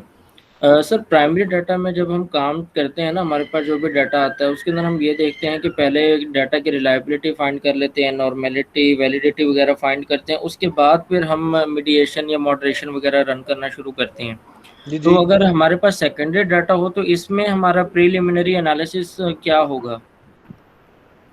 आपने बिल्कुल सही बताया। जो प्राइमरी रिसर्च होती है उसमें नॉर्मली जो पाकिस्तान के अंदर काम करते हैं, मैं बताता हूँ वो क्या होती है। आप सबसे पहले जी क्रोनबेक अल्फा लगा लें, उसके बाद ये आप कंपोजिट रिलायबिलिटी निकालें, उसके बाद आप AV निकालें, उसके बाद आप CR निकालें, उसके बाद फैक्टर लोडिंग निकाल लें, और उसके बाद सर आप डिस्क्रिमिनेंट वैलिडिटी निकाल लें, और उसके बाद जी आप डिस्ट्रीब्यूशन ग्राफ बना लें एक, और उसके बाद आप सिंपल जी अगर मास्टर का थीसिस है ऐसे है तो आप मॉडरेटिंग एनालिसिस कर लें। अगर नहीं कोई हाईली आपने जो लास्टली जो अपडेटेड अप्रोच है वो SM लगा लें, स्ट्रक्चरल कंडीशनिंग मॉडलिंग लगा लें, इसका कोई मॉड्यूल लगा लें स्मार्ट PLS यूज करते हुए या ऐसे। This is whole primary research in a one way जो पाकिस्तान के अंदर की जाती है। लेकिन उसके अलावा आप उसमें लॉजिस्टिक मॉडल को भी यूज कर सकते हैं, फैमिली को इस्तेमाल कर सकते हैं प्राइमरी डाटा के अंदर। उसके अलावा आप पैनल को भी इस्तेमाल कर सकते हैं। उसके अलावा आप डिफरेंट अदर टेक्निक्स हैं, जैसे बॉक्स कॉक्स अप्रोच है, रिग्रेशन, उसको इस्तेमाल कर सकते हैं। उसके अलावा आप सर्वाइवल एनालिसिस को इस्तेमाल कर सकते हैं। ये प्राइमरी रिसर्च के लिए टेक्निक्स हैं और बहुत सारी भी हैं। और वापस आते हैं back to scanner data. Yes of course, panel data हो या टाइम सीरीज डेटा हो, उसके लिए प्रीलिमिनरी टेस्ट होते हैं। जैसा कि टाइम सीरीज डेटा, उसके लिए आप सबसे पहले क्या चेक करते हैं, आया कि इसमें यूनिट रूट प्रोसेस तो नहीं है, आया कि इसमें स्ट्रक्चरल ब्रेक के लिए यूनिट रूट प्रोसेस तो नहीं है, आया कि वेरिएबल में क्वांटिफिकेशन एग्जिस्ट करती है, लॉन्ग रेंज एग्जिस्ट करता है, शॉर्ट रेंज एग्जिस्ट करता है, आया कि इनका ऑर्डर ऑफ इंडिकेशन सेम है या डिफरेंट है।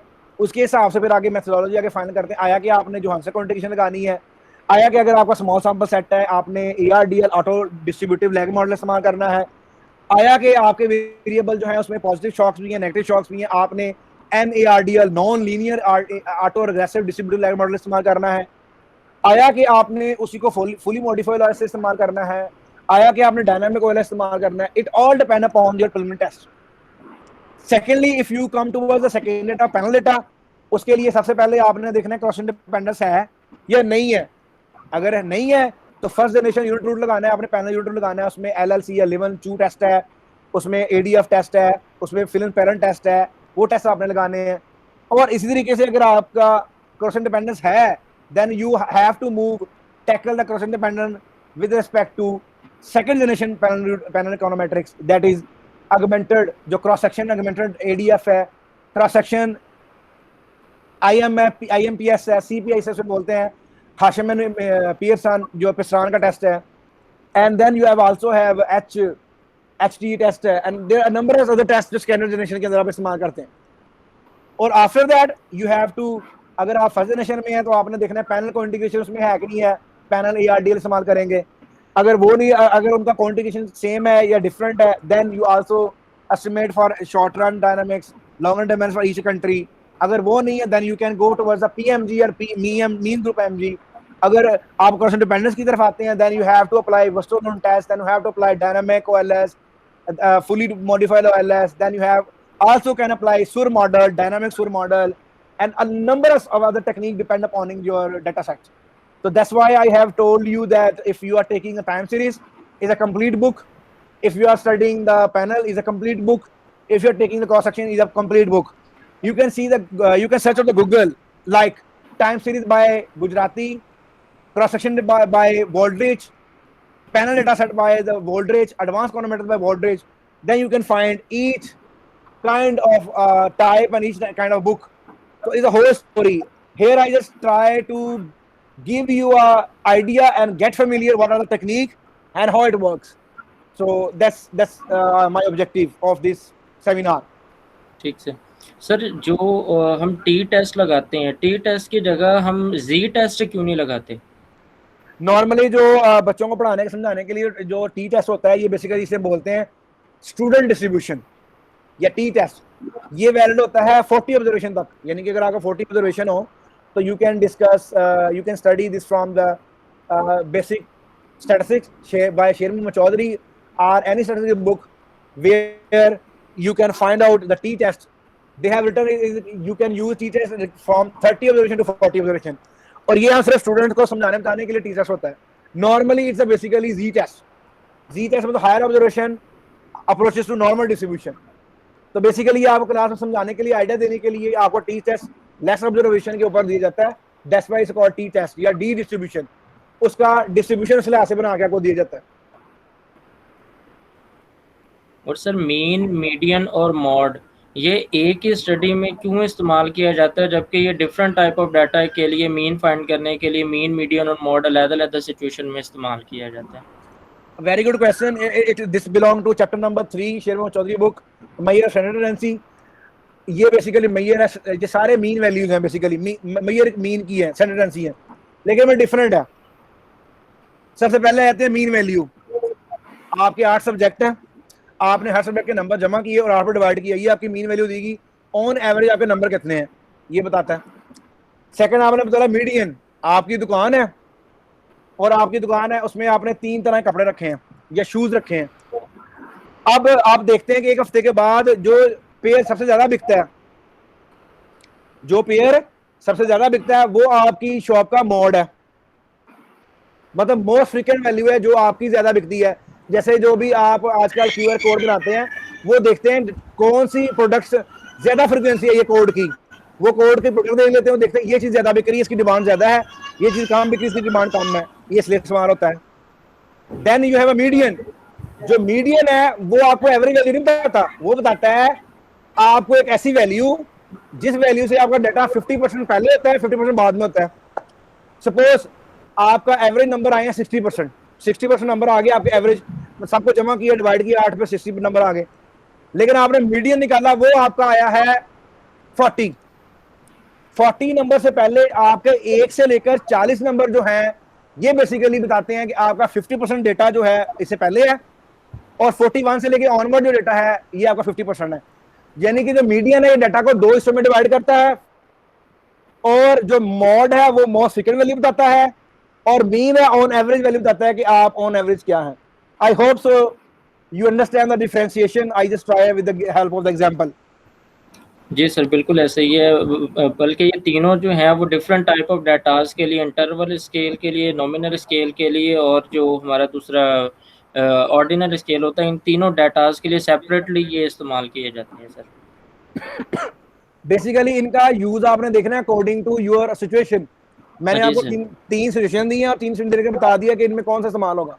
बिल्कुल ऐसे ही सर। लेकिन ये तीनों के तीनों हैं, ये डिस्पर्शन जो सेंटर टेंडेंसी है ना, सेंटर टेंडेंसी की उसको शो करती हैं। बिल्कुल ऐसे ही है सर, बहुत शुक्रिया सर। वेलकम। जी सर, मेरा क्वेश्चन था। जी जी सर, मेरा क्वेश्चन था जो पैनल डाटा के हवाले से, कि जो फिक्स मैं पढ़ रहा था गुजराती की बुक, फिक्स फैक्ट है और जो रैंडम फैक्ट है।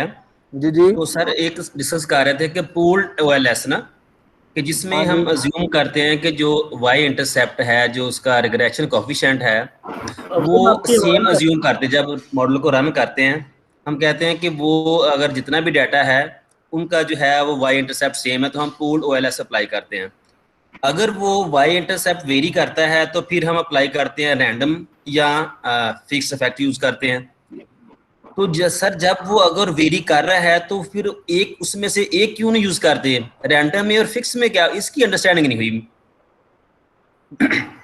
चले मैं इसको आपको ना देसी जुबान में बताता हूँ। देसी जुबान में ये है, एक में आप कह रहे होते हैं कि सारे मुल्क हैं, सारा मुल्क के लिए कोएफिशिएंट एक ही है। जी सर। और एक में कह रहे थे डिफरेंट है। हाँ जी, डिफरेंट है। ठीक हो गया। हाँ जी। और एक में हम कहते हैं कि सबके लिए टाइम भी एक है और कंट्री भी सबके लिए एक है, सारों का कोएफिशिएंट एक है, सारों को एक तरह अफेक्ट कर रहा है। हाँ जी बिल्कुल। ठीक हो गया, दिस इज वन बताया जी, जी। आपको। दूसरा हाँ क्या जी। होता है, हम कहते हैं डिफरेंट होता है, डिफरेंट ठीक होता है। है। अब उसका फैसला हम करने के लिए मैंने आपको हाजमैन टेस्ट बताया। जी, जी। हाजमैन टेस्ट बेसिकली करता क्या है, वो करता क्या है कि दोनों के कोएफिशिएंट ले लेता है, दोनों कोएफिशिएंट का डिफरेंस होता है। अगर आप गुजराती की बुक पढ़ रहे हैं उसमें लिखा होगा big B difference minus small B difference, जी। और आगे लिखा था वी। वो दोनों के कोएफिशिएंट का डिफरेंस लेके बता देता है कि है सिग्निफिकेंट है या नहीं है। मतलब अगर आप सबके लिए एक रखें या सबके लिए जी, जी। डिफरेंट रखें, अगर उनका दोनों का डिफरेंस सिग्निफिकेंट है, इसका मतलब क्या है कि वो रैंडम फैक्ट है, और अगर सिग्निफिकेंट नहीं है तो वो आपका फिक्स फैक्ट है। वो आसान जबान में ये कहता है, झटकी जबान में उसे कहते हैं, अगर डिफरेंस सिग्निफिकेंट आ जाए, वो बताता ये है कि भाई ये डिफरेंस सिग्निफिकेंट है, आप सबके लिए एक ऑप्शन समेट नहीं रख सकते। जी, जी। अगर सिग्निफिकेंट नहीं आता, वो कहते हैं कि आप इसको सेम रख सकते हैं। तो दैट्स हाँ जी। हाजमैन टेस्ट टेल अस। तो ये मैंने आपको जी। झटकी जबान में बता दिया। हाँ जी सर, ओके सर, ओके हो गया सर। जी sir. Thank you sir, okay हो गया। Anyone else?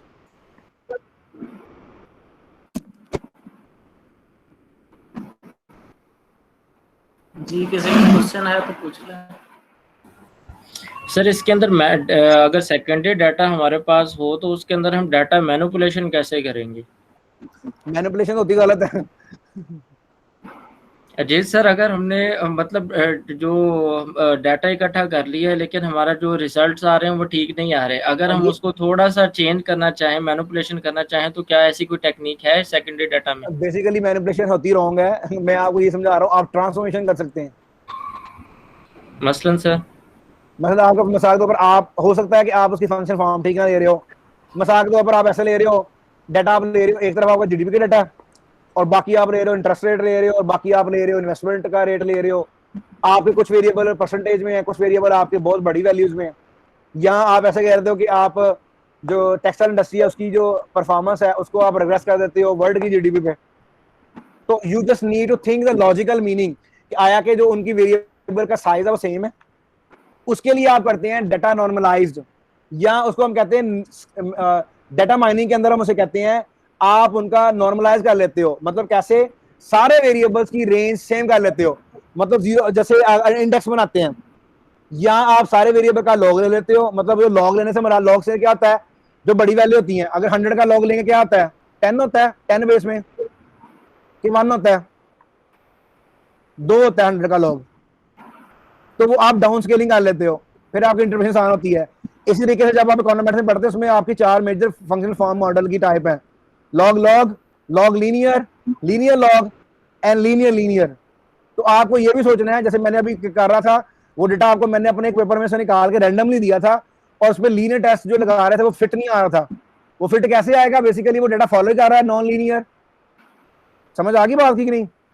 तो ये इसीलिए आपने इकोनॉमिक मीनिंग देखना है। और बाकी जो आप मैनिपुलेशन की बात कर रहे हैं, आई हाईली रिकमेंड कि आपकी वेरिएबल सिलेक्शन, उनका साइज, चीजें अगर आप पहले उसको जस्टिफाई कर लेंगे, और it will be helpful for good results. और अदर वे मैंने आपको बता दिया, आप मॉडल की फॉर्म देख सकते हैं, या आप देख सकते हैं कि आपके वेरिएबल किस फॉर्म में आपने इस्तेमाल किए। I hope I answer the question. ठीक है सर, बहुत शुक्रिया। कोई और है? किसी और क्वेरी है? जी, किसी का क्वेश्चन है तो पूछें। डॉक्टर साहब आपका क्वेश्चन है, आप पूछ सकते हैं। जी सर।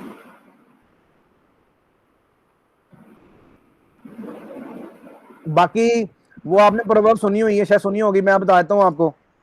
ईद का खाया पहलवान नहीं बनता। हाँ जी। मतलब मेरा कहने का है कि मैंने इसलिए आपको ये कहा कि मैंने फेमिलियरी करवाई है। अब आप जितना आप में इंटरेस्ट होगा, जितना आप काम करेंगे, जितना आप डाटा के साथ प्ले करेंगे, उतना आप लर्न करेंगे।